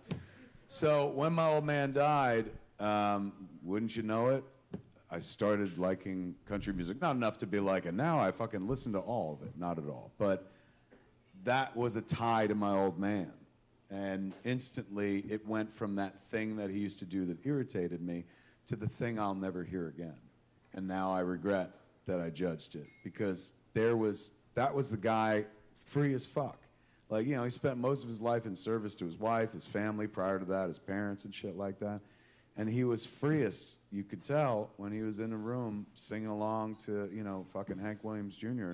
at the top of his lungs, his soul on display. It was really beautiful. So I'm familiar with the notion of this thing, and then suddenly this thing. One of those movies for me was, and it's very strange, but The Talented Mr. Ripley. It's a Matt Damon movie that was directed by Anthony Minghella. When the first time I saw it, I was like, this fucking pretty people doing simple things. Fuck this movie. Next time I saw it, for some reason, I was like, oh my God, this is so fucking tragic and sad. This character is fascinating. He's so broken, and yet it's his fault. He's fucking at the center of it and stuff. I've watched The Talented Mr. Ripley, honestly, no, not even bullshitting, 250 times, since I married Jennifer. It became a big go-to movie for us, where it's like, what do you want to watch? We couldn't figure anything else. Be like, Ripley? And we watch Ripley, fucking, Philip Seymour Hoffman, where he's like, Tommy, how's the peeping? Tommy. It's got cool fucking moments in it, but I definitely had a different take on that movie than the first time I saw it. But that wasn't predicated on emotion. Let me see if there's anything I ever watched. You know what? I'll think about it while Mark tells an answer. I'm going to think if there's anything I ever saw that changed emotionally when I saw it the fucking next time. Go ahead, Mark. Yeah, my easy answer would be Battlestar Galactica because I've already done that. But I think a lot of it has to do with a change in your own personal life in the interregnum from when you first watched it to later. And the easiest way for me to demarcate that is here's when I was a single dude without children to watching it again as a married person with children. And, for me, I think it's so random, but there's this great scene in Conan the Barbarian which meant nothing to me for decades. And it's when Max von Sydow as King Osric is talking to Sandal Bergman and Arnold Schwarzenegger as Valeria and Conan the Barbarian about doing a job for them. You seem to have defied the snake gods and the whatever, and I want you to steal some shit, and why? And then what Osric says is, there will come a time, thief, when gold loses its luster, when jewels there will come a time. There comes a time, thief. Fair. There comes a time, thief, when jewels cease to sparkle, when gold loses its luster, when the throne room becomes a prison, and all that's left is a father's love for his daughter.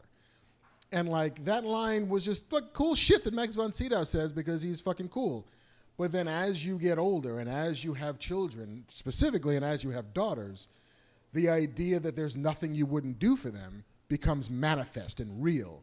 And it's just a dumb little moment in a dumb little movie, but suddenly it became like, oh, I see what that is. I see why he's doing what he's doing, because he just wants his kid back, and he will do anything to do it. And he's tried 100 different ways, and nothing's worked, and now it's fucking desperation. Maybe this hulking, lunking barbarian can do what nobody else can do. And so it was that feeling of, there is no depths to what I will do for my child that I couldn't understand until I had children. Fucking beautiful, right? You got a cool out of him. Yeah, cool. I mean, I ain't gonna top that. That's a beautiful answer. Give it up for MARC BERNARDIN, everybody.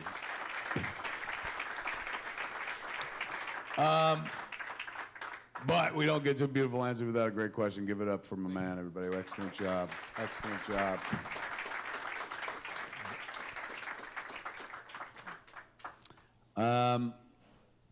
I was trying to think of an example, and I can't think of one. It's more in music than anything else, but not movies. Like, it's very rarely that I see a movie that I don't like and then come to like later on, or vice versa. It's never gone the other way, where I liked a movie and then didn't like it or something.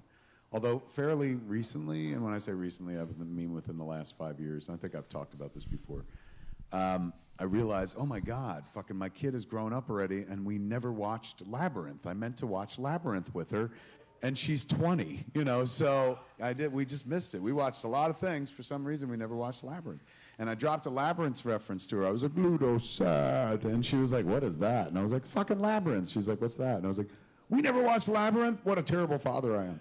So I sat her down at age 20, and we watched Labyrinth together. And about 25 minutes into the movie, I had this real sinking feeling where I'm like, she's not really engaging with this whatsoever. I'm about 15 years too late in showing her fucking Labyrinth. She's like, it's well made. It was like that was her compliment. But, I thought the magic of Labyrinth would fucking grab her and stuff. But I'd missed the fucking window, man. It was a real fucking cats in the cradle and the silver spoon kind of bullshit moment. We're out of questions. Is that right? We are. I do have one little public service announcement. Ooh, let's hear that. It was left on the bar for me. It says, it's my birthday this week, 3/25, and all I can ask for is a shout out for the homeless outreach nonprofit, the Center in Hollywood, for our upcoming annual charity hike. The Hollywood Hike for the Homeless on April 2nd. Many thanks and continued success, Jason Brown. So happy birthday, Jason. Well done, Jason. Good looking out. The noble work. When is the hike? Because I'm something of a hiker, Mark. Not professional, but I do dabble. I've heard. You've done at least 69 of them. 69. Yes. The Hollywood Hike for the Homeless is on April 2nd. Does it say where it is? Just all through Hollywood? Or in Hollywood Hills? Elevating the register. You register today at bit.ly.com/centerhike. It's in Griffith Park. Oh, shit. That's pretty. It's real pretty. It's not going to matter to everybody here in Jersey, but it's very pretty out there. It's a nice place to do it. It's a 7:30 a.m. rally, 8 a.m. Hike kickoff. So, yeah, there you have it. So many people out there, like, thinking with their hearts and not their heads, man. Like, that's really awesome to hear. Somebody put together something like that on behalf of somebody else. And happy birthday, Jason. Happy birthday, Jason. Give it up for Jason. Center@hollywood.com. Excellent. Is that, JC, do we have anything left, or is that it? That's it for us, the end of our show. That's it. That's it. I can't believe, did we stay online the whole time? We stayed online the whole time. Holy shit. The technology works. That may be a first. What about, were you, I know you were busy doing Andrew's job this week. Did you get a chance to look at chat while it was going on? I did. It was pretty good. People liked the the Coast to Coast show. They like this better than the Zoom. Oh, Oh, well. I'm glad they like it. It'll never happen again. This is something we do just in case of emergencies. People are like, no, we prefer this to the real thing. I'm glad folks were able to come out tonight, man. First off, let's give it up for JC, Banff Man himself, the Scum and Villainy Cantina. Woo! When in Hollywood, right on Hollywood Boulevard, kids, if you ever want to get drunk in a Star Wars bar around friendly people who will never fight you, that is the place to go. However, if you're sober and you're like, I don't need to be around booze at all, welcome to SModcastle, kids. Dry as a fucking bone because it's $250K for a liquor license. So any snacks you want right down the street at Quick Stop. They don't sell beer either, so you're fucked. BYOB, as we say. But we don't got no SModcastle without the man who runs it. Give it up for SModcastle keeper Ernie O'Donnell.